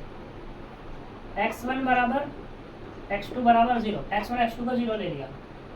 जब x1 x2 को 0 लिया है तो यहाँ कितना बच गया, ये 0 तो यही तो बचा, माइनस के x3 प्लस 4x4 बराबर 8। और यहाँ पे कितना 6x3 माइनस के 7x4 बराबर माइनस के 3। अब इन्हें तुम्हें क्या करना है, सोल्व करना है। तो सोल्व करने के लिए इसे डाल दो 1 और इसे डाल दो 2। तो देखो इक्वेशन नंबर 1 में मल्टीप्लाई कर दो किसकी 6 की, और प्लस कर दो इक्वेशन नंबर 2 के साथ। तो माइनस के 6x3 प्लस 24x4 और 48। अगले वाला 6x3 माइनस के 7x4 इक्वल टू माइनस के 3 ऐड करना है। तो कितना आएगा ये वाला 17x4 और ये वाला कितना 45। तो यहाँ से x4 45/17 मिल गया। 1 में यूज कर लो या 2 में यूज कर लो। यूज करो किसमें? यूजिंग इन 1 में। तो माइनस के x3 प्लस 4x4 माइनस 45/17 बराबर कितना? 8। 4x4 8 प्लस के 45/17। एलसीएम लो, 8 सत्ते 56 का 6, 8 एकम 8 5 13 और प्लस के कितना? 45/17। यहाँ से मिलेगा 5 6 11 4 17 और 1 18 181/17। ये कितना? 4x4 x4 की अगर बात करूँ 181 17 जो का 68 ये मिल जाएगा। ठीक है, x4 की वैल्यू। तो देखते हैं x1 x2 कहाँ जीरो है अपने। x1 x2 0 491/17। x3 की वैल्यू 44/45/17 x4। यहाँ पे भी x4 निकला, ऊपर भी x4 निकला। कहाँ पे? हाँ वही तो गड़बड़ होगी ना, वही तो होगी गड़बड़, तभी तो हमसे मिलता रहा। तो यहाँ x4 निकला हुआ है, हम यूज करो 2 में। चलो 2 में यूज कर लेते, 1 में भी कर सकते हैं, 2 1 में कर लो। तो यहाँ से कितना? माइनस के x3 प्लस के 4 × 4 5 1/17 इक्वल टू 8। इसको धर लिया, उसको धर ले जाओ। तो x3 बराबर ये होगा 100 कितना? 45 दूनी 90 180/17 माइनस के 8 बराबर कुछ नहीं। सिंप्लीफाई करो, 180 माइनस के 8 सत्ते 56 8 एकम 8 5 13/17। तो कितना आएगा यहाँ से? ये होगा 4 17 में से 13 गए और ये भी 4/17। तो यहाँ से कितना मिल गया? x1 बराबर मिला, सॉरी x1 थोड़ी ना, x3 बराबर 44/17 एंड x4 बराबर 45/17। यहाँ तक कोई दिक्कत नहीं। अब z की वैल्यू निकाल दो इन पॉइंट पे। इन पॉइंट पे z की वैल्यू निकालोगे तो इसमें रफ कर दूँ तो कोई दिक्कत है ही नहीं, या ये रफ कर लेते हैं, क्या पता इसकी जरूरत पड़ जाए। तो यहाँ पे कितना? z मैक्सिमम जो होगा रखो वैल्यू 2 × पहली बात तो ये होगा 0 3 × 0 प्लस 4 × x3 कितना है? 45/17 प्लस 7 × 44/17 उल्टा होगा क्या? x3 44 है, ये 44 तो ये वाला 45। तो यहाँ से 17 एलसीएम 4 चौक 16 4 चौक 16 1 17 प्लस 7 पंजे 35 का 5 7 चौक 28 और 3 31। यहाँ से कितना मिला? 5 6 11 7 और 1 8 1 9, ठीक है, और 3 और 1 4/10। तो मैक्सिमम वैल्यू कितनी होगी इसकी? ये। तो यहाँ से जो मिला z मैक्सिमम 491/17 मिलेगा। सही। अब देखो इस क्वेश्चन में जो तुम्हारे टेबल में दी हुई है वो दी हुई है, एक तो दिया हुआ सीरियल नंबर में पहला ये, दूसरा बेसिक वेरिएबल। अब यहाँ पे हमने कौन पुट कर दिए? x1 x2। देखो इधर x1 x2 हमने 0 पुट कर दिए, तो यहाँ से कौन बचे हुए हैं? x3 और x4 बचे हुए हैं। तो ये हो गए तुम्हारे बेसिक वेरिएबल। ठीक, दूसरे वाले में नॉन बेसिक वेरिएबल।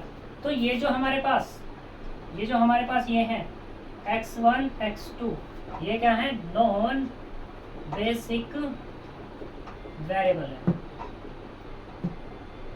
ठीक है जी। तीसरे केस में इक्वेशन 2, ये तो इक्वेशन बनेगी तुम्हारी बेसिक सॉल्यूशन की। चौथे में क्या है तुम्हारे पास? Basic solution exist. Basic solution exist का मतलब यहाँ पे ये है, बेसिक वेरिएबल थे हमारे x3 और x4। मान लो यहाँ पे इनमें से कोई एक नेगेटिव हो जाता, ठीक है, तो बेसिक वेरिएबल क्या हो जाता तुम्हारे पास? नेगेटिव होगा। जैसे ही एक भी नेगेटिव हुआ तो तुम्हारा बेसिक सॉल्यूशन एग्जिस्ट नहीं होगा।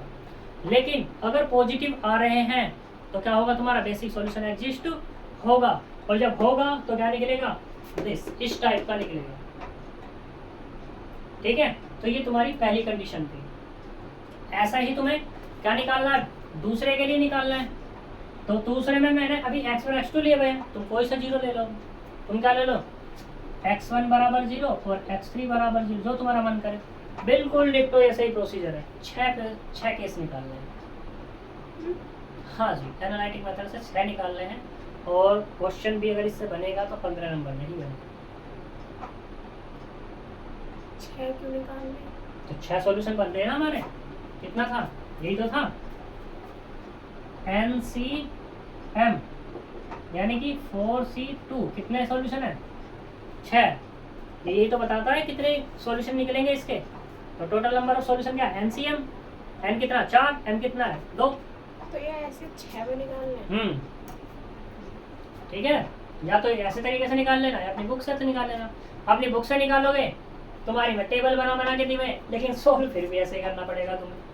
क्योंकि जब ऐसी कुछ टेबल बने, ऐसी कुछ इक्वेशन बनेगी, डायरेक्टली थोड़ी ना सोल्व कर दोगे तुम उन्हें, नहीं होंगी। और तुमसे करना प्रोसीजर यही है, पहले ही करना पड़ेगा। वैसे 1 2 3 4 जिस तरीके से मैंने किया ऐसे कर देना तो ज़्यादा बेस्ट है। ठीक है, अब इसी के साथ तुम्हारा क्या होता है, यहाँ से ये खत्म होता है एक चैप्टर। अब बात करते हैं हम इस पे, convex set and their properties. सब वो तो रह गया इसका, क्या सिंपलेक्स मेथड। अभी तो सिंपलेक्स चलेगा। हाँ, कॉन्वेक्स सेट। देखो कॉन्वेक्स सेट में क्या है, यहाँ पर जो थ्योरेटिकल है, ये थ्योरेटिकल में यहाँ से तुम्हें 3 मार्क्स का एक क्वेश्चन मिलेगा। 3 मार्क्स का क्या होगा, एक क्वेश्चन मिलने वाला है। तो यहाँ पे डेफिनेशन दी हुई है, कॉन्वेक्स सेट की डेफिनेशन है। ठीक है, कॉन्वेक्स कॉम्बिनेशन है, लीनियर कॉम्बिनेशन, हाइपरबोला, ये वगैरह वगैरह जो जितनी भी डेफिनेशंस मैंने कराई हैं, ये सारी डेफिनेशंस तुम्हें अपने आप करनी है। यहाँ पे मैं इनका रिवीजन नहीं करा रहा। ठीक है, यानी कि कुल मिला के कॉन्वेक्स सेट के सेट जो चैप्टर है इसे मैं लीव कर रहा हूँ। लेकिन यहाँ से 3 नंबर का एक क्वेश्चन जरूर आएगा तुम्हारा, और क्या पता 7.5 का भी आ जाए, 15 का नहीं आएगा। ठीक है, 7.5 का क्या आएगा, जो मैंने तुम्हें क्वेश्चंस कराए हुए हैं कि बताओ ये कॉन्वेक्स सेट है या नहीं है, वो प्रूव करने के लिए। ठीक, बहुत ईजी है, तुम अपने आप कर सकते हो उसे, इसलिए मैं नहीं कर रहा। मैं सीधे बात कर रहा हूँ सिंप्लेक्स मेथड पे। जो एलपीपी को सोल्व करने के 2 मेथड हम करा चुके, अब हम तीसरे मेथड पे बात करेंगे। वो कौन सा है तुम्हारा, simplex method. Simplex method is most powerful and most beautiful method for solution of A LPP. यानी कि एलपीपी को सोल्व करने का सबसे बेस्ट और सबसे पावरफुल और सबसे अच्छा तरीका क्या है, सिंप्लेक्स मेथड है। ठीक है, तो बात करते हैं उसमें। सिंप्लेक्स मेथड में भी क्या है, क्वेश्चन पे बात करते हैं। ये तुम लोग अपने आप कर लेना, एक क्वेश्चन आएगा जरूर 3 मार्क्स का, फिर बोल रहा हूँ। कॉन्वेक्स सेट की डेफिनेशन, हाँ, मोस्ट इम्पोर्टेंट है।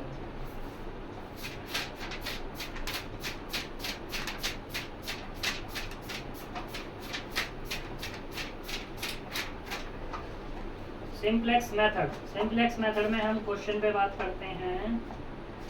किस पे, एक क्वेश्चन पे बात कर लेते हैं। मेथड तो उसका हम नहीं बताएंगे, सीधे क्वेश्चन पे बात करेंगे। और क्वेश्चन क्या है तुम्हारा, देख लेते हैं।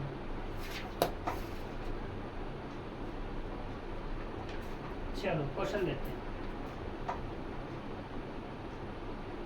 एग्जाम्पल 4 है ये हमारी बुक में, हमारी में भी शायद 4 ही होगा ये।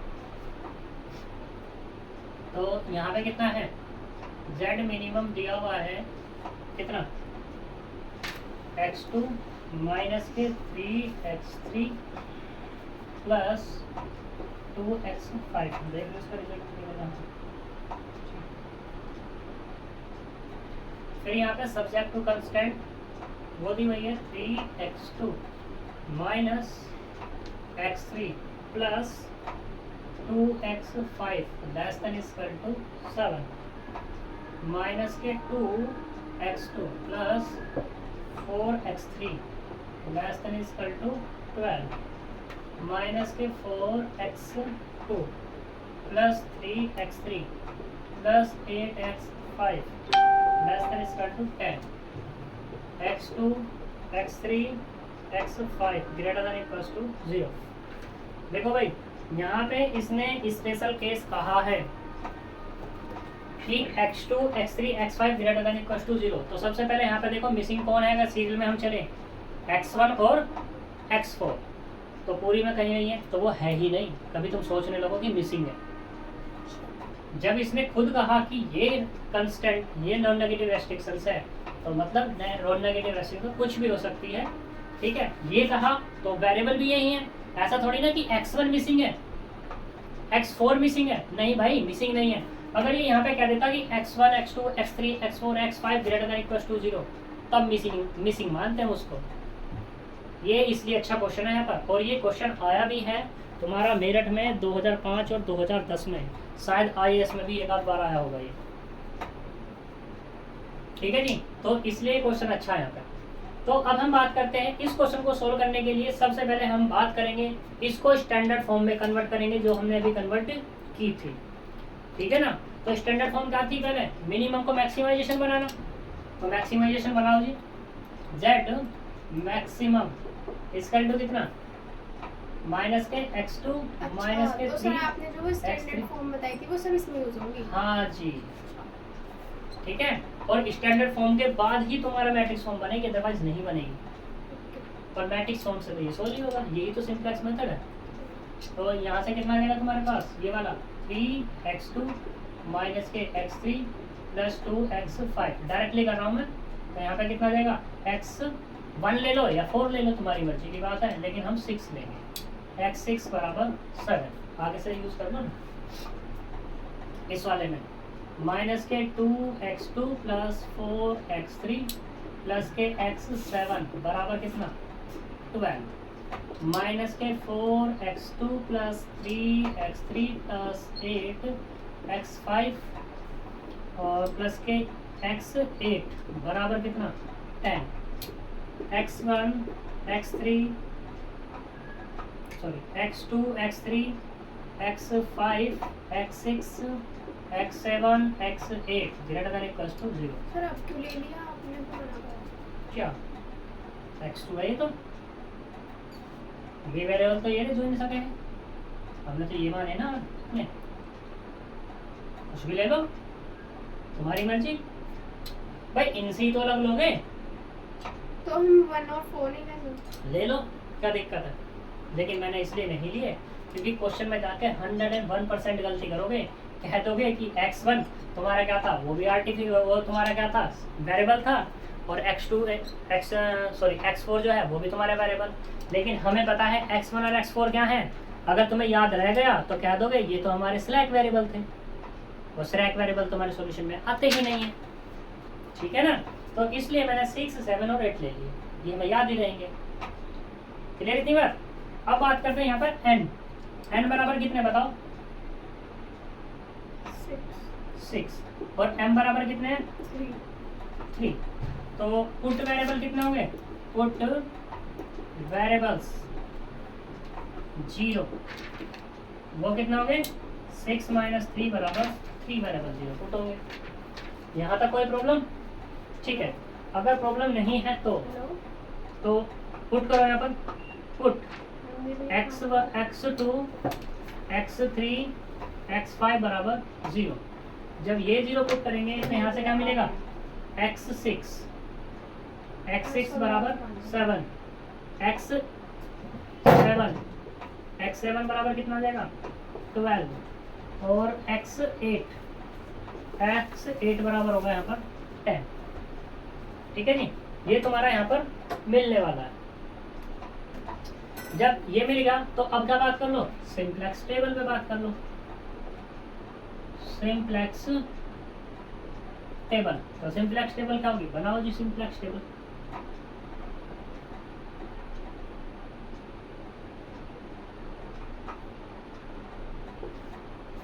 तो यहाँ पे क्या आएगा तुम्हारा, ये होगा b, ये वाला क्या होगा cb, ये वाला cj और ये वाला xb। यहाँ पे x1 x2 x3 x4 x5 x6, क्योंकि यहाँ पे इस तरीके के वेरिएबल हैं x2 3 5 6 7 8, तो तुम भी ऐसे कर सकते हो। इसको क्या कह सकते हो, x2, x3, x5, x6, x7 और x8 कह सकते हो। वैसे कोई दिक्कत नहीं है। सीजे कितना मिलेगा यहाँ से, ये मिलेगा -1, ये वाला 3, ये वाला -2, 0, 0 और 0। ठीक, बेस में वेरिएबल कौन कौन से होंगे, x6, x7 और x8। वैल्यू कितनी है इनकी, 7। इनकी वैल्यू कितनी है, 0, 0, 0।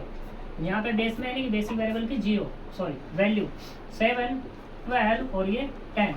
इनकी वैल्यू रखो तो कितना आएगा, 2। ये वाला 3 -2 -4, 3 -2 -4, x3 -1 4 3 -1 4 और ये 3, x5 2 कितना है, 2। इसमें है नहीं x5 और इस वाले में भी नहीं है, तो 0 0 1 0 0 0 1 0 0 0 1। वो तो तुम्हें पता ही है कि इस पर आइडेंटिटी मिल जाएगी। ठीक है, तो यहाँ तक कोई दिक्कत, सही। अब यहाँ पे क्या मिल जाएगा, ये होगा तुम्हारा z डैश, मल्टीप्लाई करेंगे तो 0, ये वाला डेल्टा j यहाँ से स्टार्ट होगा तुम्हारा, तो इसकी मल्टीप्लाई करेंगे 0 0 0, तो ये कितना मिल जाएगा, -1, क्योंकि इसकी मल्टीप्लाई इसमें 0, इसकी मल्टीप्लाई इसमें 0, इसकी मल्टीप्लाई इसमें 0, तीनों का ऐड करेंगे तो 0, और इसमें से क्या कर देंगे, इसको माइनस कर देंगे, क्योंकि हमारे पास क्या फॉर्मूला होता है, CJ माइनस के कितना होगा, CB इंटू में XB, ये इसका एडिशन इन सब का, यही तो होता है फॉर्मूला। अब ऐसे इसकी इसमें मल्टीप्लाई 0, इसकी इसमें मल्टीप्लाई 0, इसकी इसमें मल्टीप्लाई 0, 3 में से माइनस तो 3, इसकी इसमें मल्टीप्लाई तो कितना आएगा, इसकी इसमें मल्टीप्लाई 0, ये 0, ये 0 और माइनस के 2, क्योंकि ऊपर सारे 0 हैं तो ये 0, ये 0 और ये 0। ठीक है, अब हमें क्या चाहिए, यहाँ पर इनकमिंग और आउटगोइंग वेक्टर चाहिए, तो यहाँ पे यहाँ से क्या होंगे, एंटर होंगे, और अब चाहिए क्या मुझे, मिनिमम रेशियो। मिनिमम रेशियो क्या मिलेगा, तो क्या करो यहाँ पे, इसमें मैक्सिमम लेते हैं ना, हाँ जी, ये मैक्सिमम होगा डेल्टास, ये मिनिमम होगा, XB अपॉन x3, इसको इससे डिवाइड कर दो, तो 7 को 3 से डिवाइड करेंगे तो 7/3, 12 को ना माइनस के बाद, तो यहाँ पर ये ब्लैंक हो जाएगा क्योंकि ये नेगेटिव वाला है, इसको नहीं देंगे। ठीक, 12 को 4 से डिवाइड करेंगे 3, और 10 को 3 से डिवाइड करेंगे तो 3.333। तो मिनिमम कौन है इसमें, ये, तो क्या होगा, यहाँ की एलिमेंट मिनिमम 3 तो है भाई, ये 10.3 लिखा है, 10/3, ये की एलिमेंट बना। अब की एलिमेंट को क्या बनाना है, 1, और 1 बनाने के लिए क्या करेंगे, 4 से पूरे को डिवाइड करेंगे, तो करते हैं डिवाइड।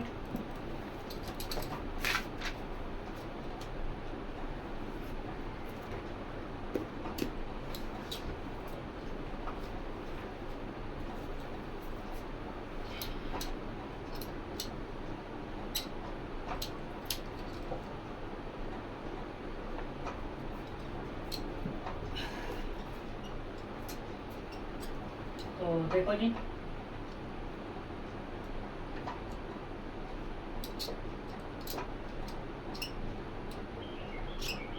तो यहाँ पे कितना, B, CB, CJ, XB, तो यहाँ से कितना आएगा, ये वाला x2, x3, x5, x6, x7, x8, -1 3 -2 0 0 0। अंदर कौन आ रहा है, x3, बाहर कौन जा रहा है, x7, यानी कि x6 अपनी जगह है, x3 अंदर आ रहा है और x8 भी अपनी जगह है, तो बाहर चला गया। यहाँ पे कॉस्ट आएगी किसकी, -2 0 और 0, 4 से डिवाइड करना, तो यहाँ कितना मिला, 3, ये वाला कितना 3, ये वाला 1/2, ये वाला 1, और ये 0, ये 0 और ये 1/4 और ये वाला 0। ठीक, अब मुझे क्या करना है, आर क्या करना है, R1 में रखना है, तो R1 यहाँ माइनस के 1 है, यहाँ 1 है, तो क्या करें R1 प्लस R2, 0 ही तो बनाना उससे ऊपर फोर्स है, और R3 में रखना है, तो R3 माइनस के 3R2, इसमें से तो क्या कर देना है, माइनस कर देना है, तो देखो 7 और 3 ऐड करना है, तो कितना हो जाएगा 10, क्योंकि यहाँ पे ऐड लिखा हुआ R1 प्लस R2 ये वाला, R1 ये वाला, कोई दिक्कत, तो 7 और 3 10, और यहाँ पे कितना, ये 3 और ये वाला, तो कितना मिलेगा 3/2, ये वाला 0, इससे ऊपर 0 होगा, ये 2, ये वाला कितना, ये 2, ये वाला 1, तो ये वाला भी 1, ये वाला 0, ये 1/4, तो 1/4, और ये 0। अगला ऐसे ये वाला मल्टीप्लाई करनी है, तो इतना टाइम है नहीं, इसलिए मैं इसको देख कर भी लिख रहा हूँ, ये कितना आएगा 3/4 का चेक कर लेते हैं, 1/4 सही है।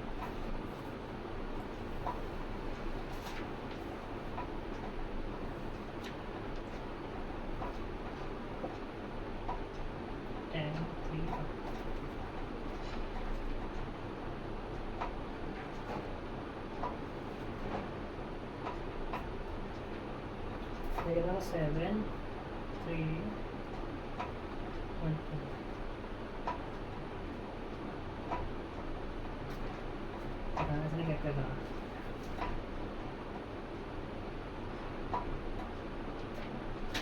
ठीक है, अब हमें अपने आप ही करना पड़ेगा, क्योंकि हमने इसने वेरिएबल चेंज कर दिए, हमने कुछ और लिख दिए, इसने जो यहाँ पे ना x1 x2 वाले वही माने इसने, ठीक है, तो करो जी।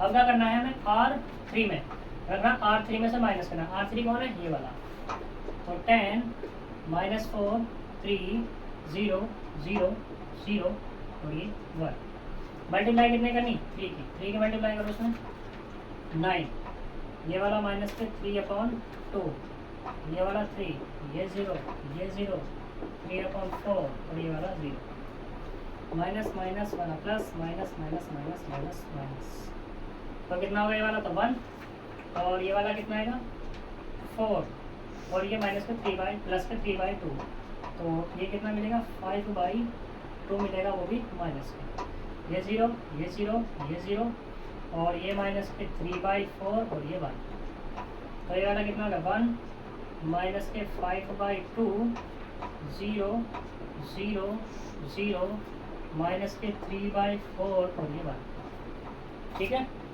ये अपने को मिल गया,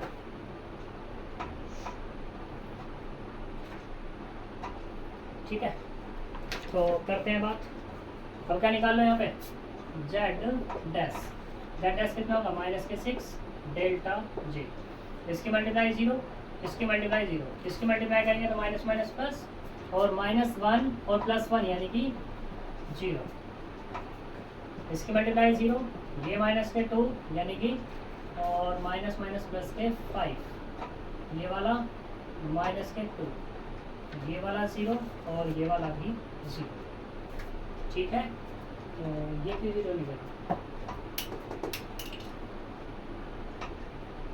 x3 है ना, तो x3 तो ये वाला था, ये वाला था 3, तो 3 3 सा 9 बनेगा, ये वाला बनेगा हमारे पास, इसकी मल्टीप्लाई 0, इसकी मल्टीप्लाई ये वाला होगा हमारे पास कितना माइनस के 1 और प्लस के 3/2, तो कितना मिलेगा यहाँ से 1/2, यानी कि ये मिलेगा 1/2, ये वाला 0, ये वाला -2, ये 0, ये वाला भी 0, और ये माइनस के 3/4,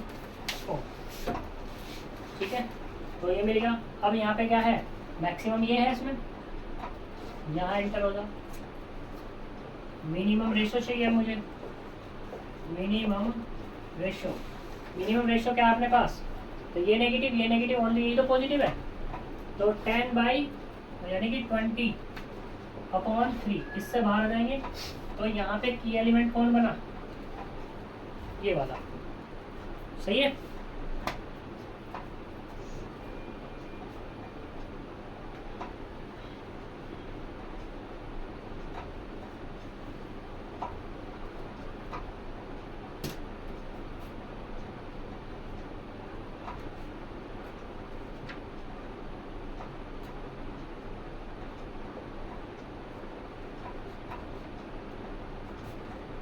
ये वाला बी, सी बी, सी जे, एक्स बी, और यहाँ से कितना x2, x3, x5, x6, x7, x8, -1, 3, -2, 0, 0, 0।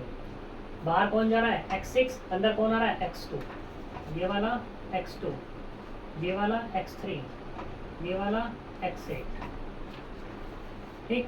इनकी वैल्यू दे दो x2, -1, x3 यानी कि 3, और x x8 0।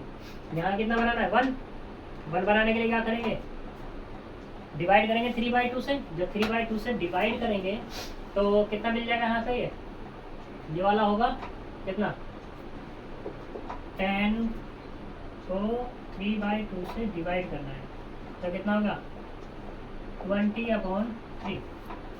ये वाला 1, ठीक है, और ये वाला 2 to 4/3।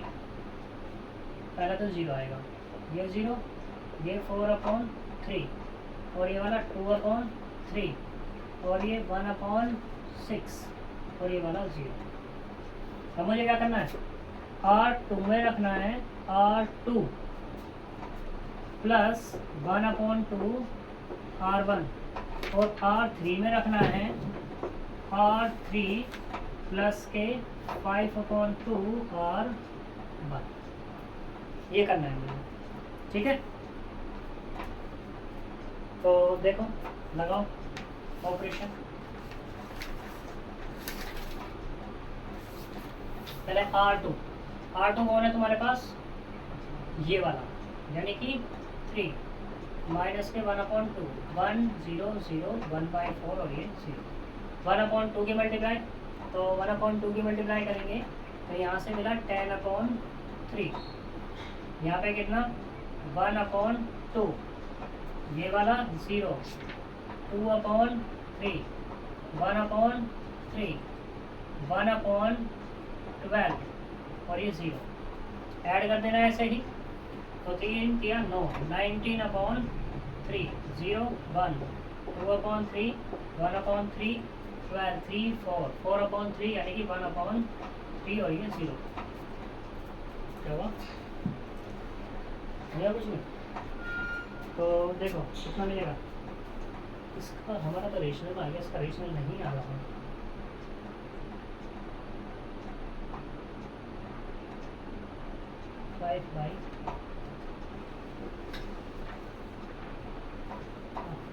गड़बड़ होगी ना, ये 3/2 थोड़ी ना होगा,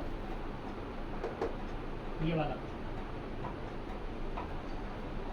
ये तो हमारा 5/2 आया सर।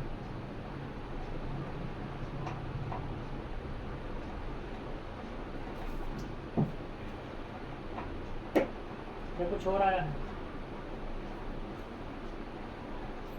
5/2 होगा ये हमारा 5/2 है। इस क्वेश्चन को कहाँ से लेके जाएं, ठीक था, इसमें गड़बड़ हुई है, ये 5/2 आएगा निकल के, ये 5/2। देखो 5/2 है तो इसे डिवाइड करेंगे तो कितना आएगा, यहाँ से ये आएगा तुम्हारे पास 5 यानी कि 4, तो ये वाला कितना होगा तुम्हारे पास 4 हो जाएगा। अब ये पूरा पूरा चेंज होगा, 2/5 से डिवाइड, 2 to 4, 4/5, ऐसे ही ये वाला 2/5, ऐसे ही ये वाला 2/10, यानी कि 1 कितना जाएगा ये वाला पास तुम्हारे पास 10 हो जाएगा। 1/4 है, इसमें मल्टीप्लाई करूँ 2/5 की तो 1/10, ठीक है, सही है। 2 क्या हो गया?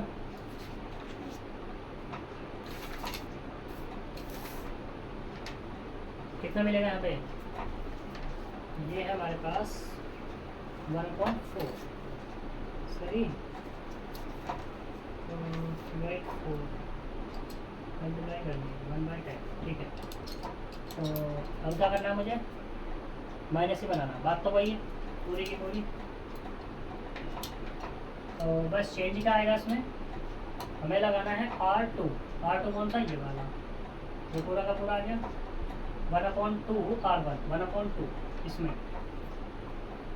यानी कि ये वाला होगा तुम्हारा 5। 1/2 की मल्टीप्लाई करनी है यहाँ पर।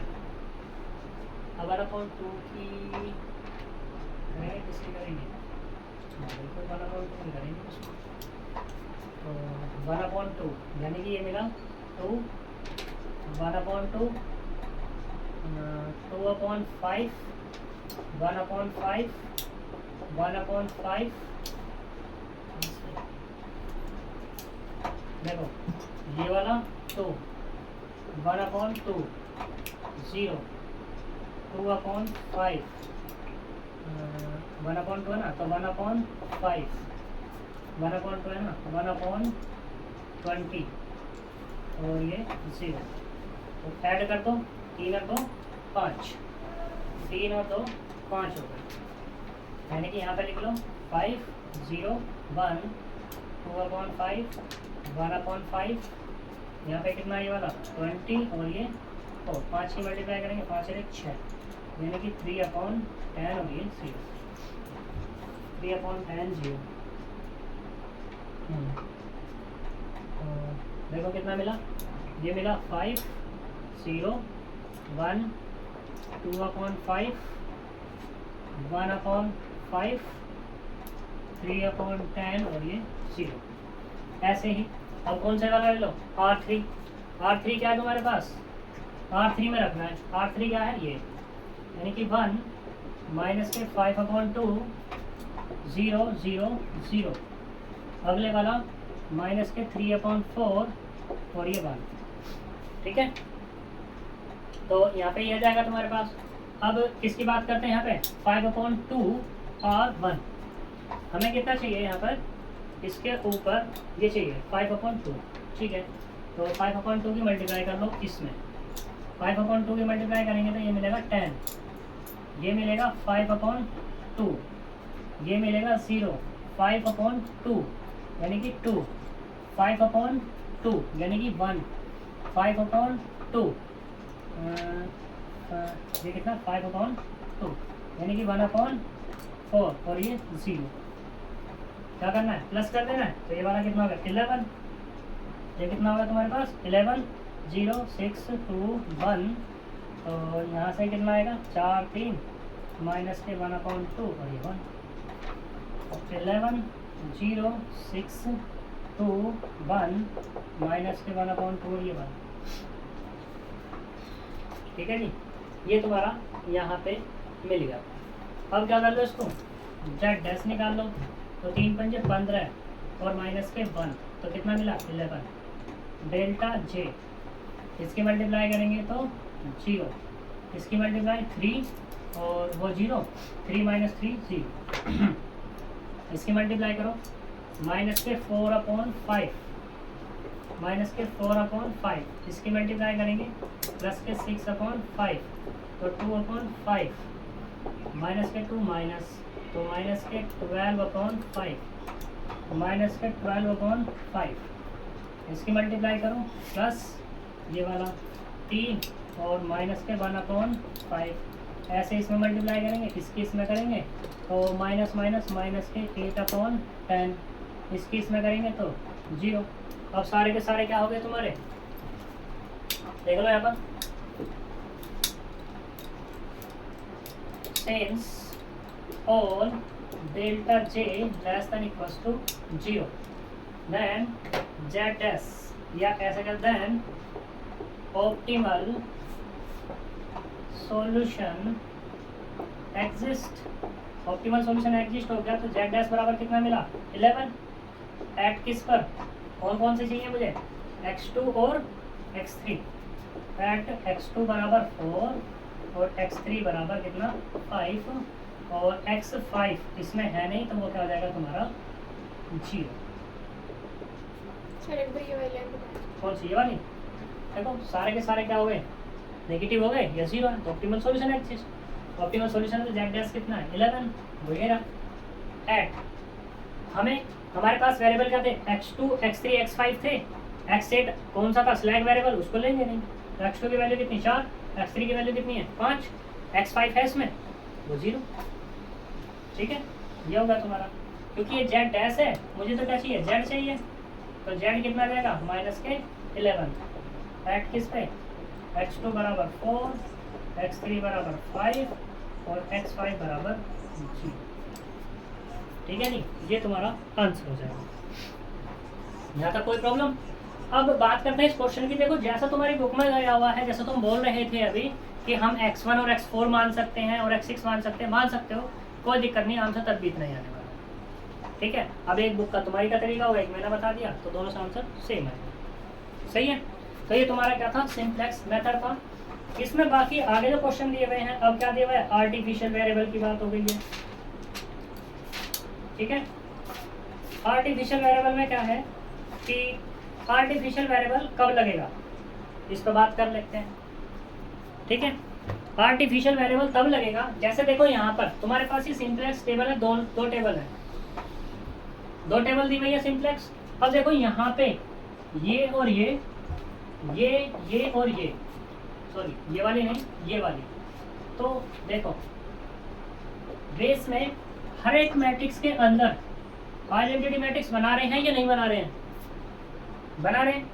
तो आर्टिफिशियल वेरिएबल जब ऐड होगा जब सिंप्लेक्स टेबल में क्या ना बन रहा हो, तुम्हारा आइडेंटिटी मैट्रिक्स ना बन रही हो, तो तुम्हारा क्या आएगा, आर्टिफिशियल वेरिएबल आएगा। वो किस तरीके, उसके लिए तो हमें पहले पूरा सॉल्व करना पड़ेगा।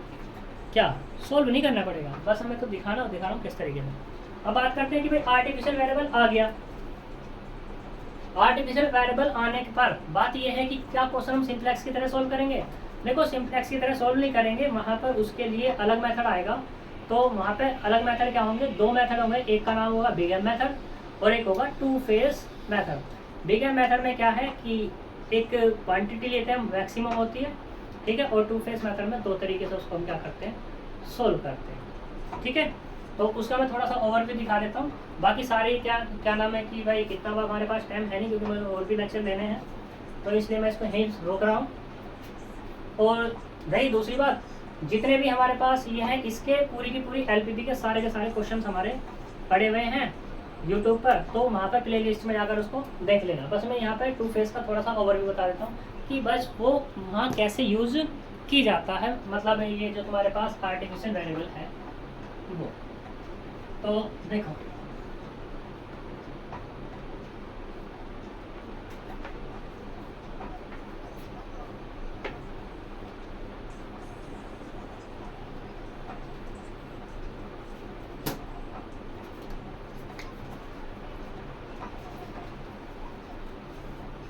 एक एग्जाम्पल है तुम्हारे पास, देखो जेड कितना मैक्सिमम, जेड मैक्सिमम दिया हुआ है 2x1 plus 4x2, 2x1 plus x2 less than equal to 18, 3x1 plus 2x2 greater than equal to 13 और x1 plus 2x2 equal to 26, x1 x2 greater than equal to 0।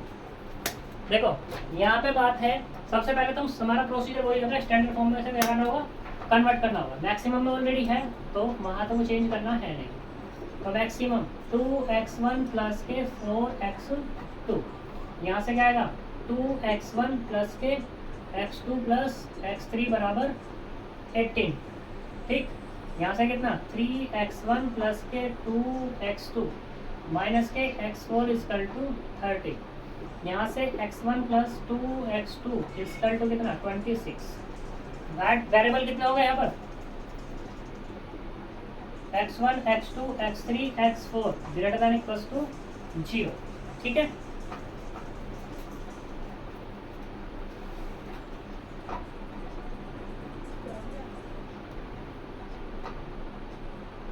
तो इसमें देखते हैं vectors की form देखते हैं। हमारा क्वेश्चन ये था कि भाई कैसे पता लगेगा कि हमारे पास टेबल में आइडेंटिटी कैसे बनेगी। तो इसे वेक्टर की फॉर्म में कन्वर्ट करो, अल्फा 1। तो अल्फा 1 कितना होगा, 2 3 1। x1 का कोएफिशिएंट अल्फा 2, अल्फा 2 कितना 1 2 2।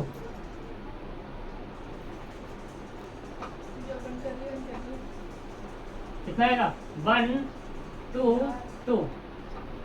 अल्फा 3, अल्फा 3 कितना होगा यहाँ से 1 0 0। अल्फा 4, अल्फा 4 कितना होगा यहाँ से 0 -1 0। अल्फा 5, अल्फा 5 कितना होगा यहाँ से है नहीं, तो यहाँ से यही रह जाएगा। ठीक है, अब देखो मैंने तुम्हें बताया था आइडेंटिटी बननी चाहिए। आइडेंटिटी का सिर्फ एक कॉलम मुझे मिल रहा है, बाकी क्या आइडेंटिटी बन रही है, सॉरी ये वाली नहीं, ये वाली बन रही है।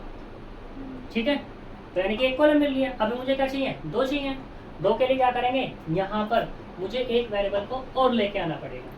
एक वेरिएबल कैसे आएगा, देखो z maximum equal to 2x1 plus 4x2। यहाँ से कितना 2x1 plus x2 plus x3 बराबर 18। इसमें तो ऐड नहीं करना मुझे, क्योंकि वो तो मुझे पहला बन गया 3x1 प्लस 2x2 माइनस के x4। इसमें एक नया आर्टिफिशियल वेरिएबल a1 30। यहाँ पे x1 प्लस 2x2 प्लस के a2 बराबर कितना 26।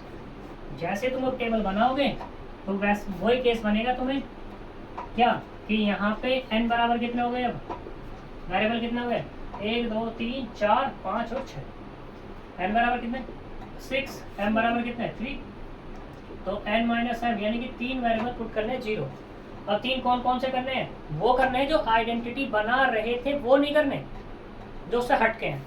यानी कि x1 x2 x1 x2 और कौन सा x4 बराबर 0। तो यहाँ से क्या मिल जाएगा तुम्हें x3, इससे x3 मिल जाएगा 18। यहाँ से क्या मिल जाएगा a1, यहाँ से कितना मिल जाएगा a2। तो यहाँ से तुम्हारी अब टेबल क्रिएट हो जाएगी ये।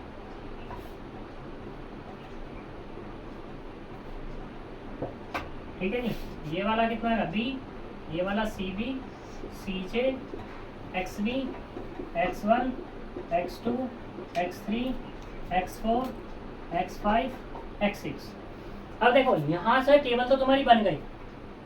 टेबल बनने के बाद यहाँ से स्टार्ट होता है इसका केस। केस में क्या है, इसे दो तरीके से सोल्व किया जा सकता है, एक तो बिगेन मेथड से और एक टू फेज मेथड से। बिगेन मेथड क्या कहता है कि यहाँ पे जो आर्टिफिशियल वेरिएबल हैं, देखो ये कितना 0x3 plus 0x4 artificial variable a1 a2 है। तो यहाँ से m कितना कह दो a1 और m a2 बिगेन मेथड है। ठीक है, तो अब यहाँ पर तुम्हारे पास क्या मिल जाएगा 2 4 0 0 माइनस m और माइनस के m। बात मुझे दिखाने की आइडेंटिटी दिखाता हूँ बस मैं तुम्हें। तो यहाँ से कितना होगा तुम्हारे पास x3 a1 और ये a2। x3 कितना है 0 a1 माइनस m और ये भी m। वैल्यू कितनी है इसकी 18 30 26। यहाँ से देखो 2 3 1 1 2 2 1 0 0 0 माइनस 1 0 0 1 0 0 0 1। बोलो ये जो आपने लिया है x5 और x6 लिया है, इसकी जो a1 a2 ले लो। आर्टिफिशियल ले रहे हो तो a1 और a2 ले लो। अब कोई दिक्कत, ठीक है। तो देखो बेस में आइडेंटिटी बनी नहीं बनी, और इसको तो सोल्व करने का वही तरीका सिंप्लेक्स वाला। और फिर कब तक सॉल्व करना है वो, जब तक डेल्टास ये तुम्हारे डेल्टास क्या ना हो जाए ये भी लेस देन इक्वल टू 0 ना हो जाए। इसका तो सेम तरीका है, बस इसमें चेंज क्या था इसका था। और टू फेज मेथड में क्या है कि सारा का सारा क्या करना पड़ता है, ये सारे 0 करने पड़ते हैं और इसको क्या बनाना पड़ता है, 1 बनाना पड़ता है।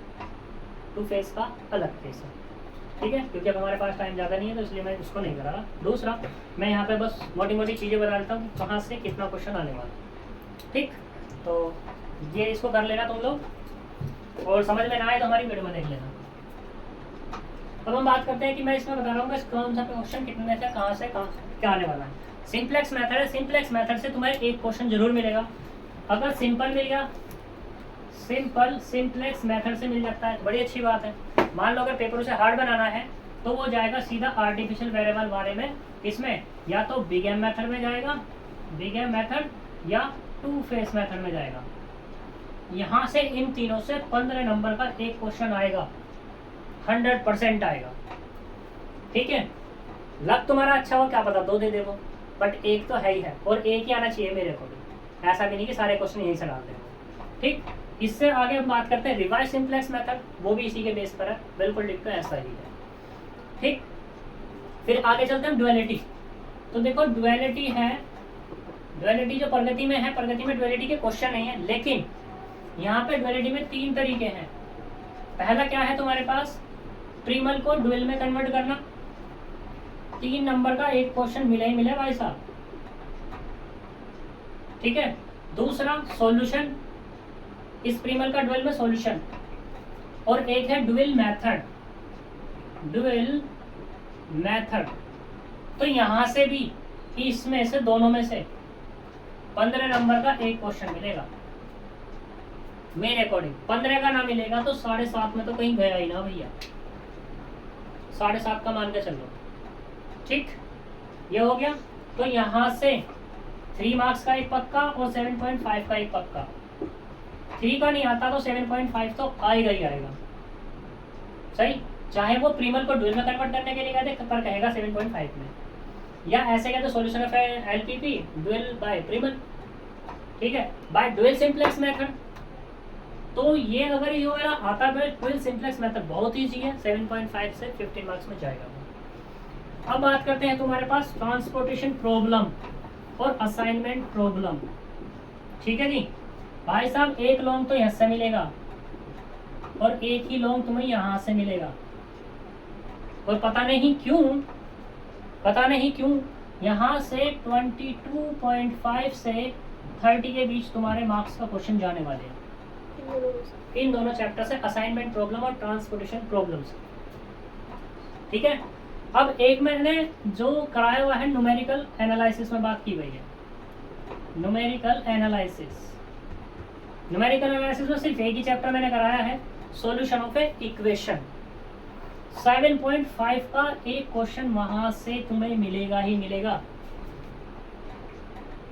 तो ये करके चले जाना, अगर किसी बच्चे के दोनों बुक पूरी नहीं हुई, जितना मैंने बताया है उतना करके अगर तुम चले गए तो मैं समझ सकता हूँ कि तुम्हारा क्या हो जाएगा कि 3 क्वेश्चन तो वहाँ हैं और 5 क्वेश्चन वहाँ है, तो यहाँ से 2 अटेम्प्ट हो जाएंगे, यहाँ से अगर 3 ना हुए तो 2.5 तो अटेम्प्ट होंगे ही होंगे, मेरे अकॉर्डिंग तीनों ही होंगे, ये 3 ये 2 ये, और बचते हैं 5 नंबर के 5 क्वेश्चन जो बचते हैं, 5 में से 2 क्वेश्चन तो 100% अटेम्प्ट होंगे, 9 क्वेश्चन का मतलब 9 नंबर का तुम्हारा छूटेगा अगर छूटा तो, और 9 नंबर में नहीं छूटने वाला उसमें भी मैं तुम्हें बताता हूँ चलते चलते क्या याद करके जाओगे।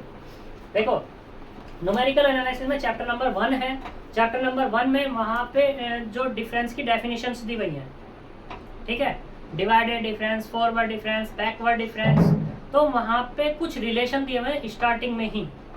जब फॉरवर्ड डिफरेंस पढ़ोगे तुम, ठीक है, तो forward difference calculus of finite difference करोगे तो वहाँ स्टार्टिंग में कुछ रिलेशन दिए हुए हैं, तो वहाँ से एक रिलेशन 3 नंबर में प्रूफ करने के लिए 101% आएगा 3 नंबर में, ठीक है।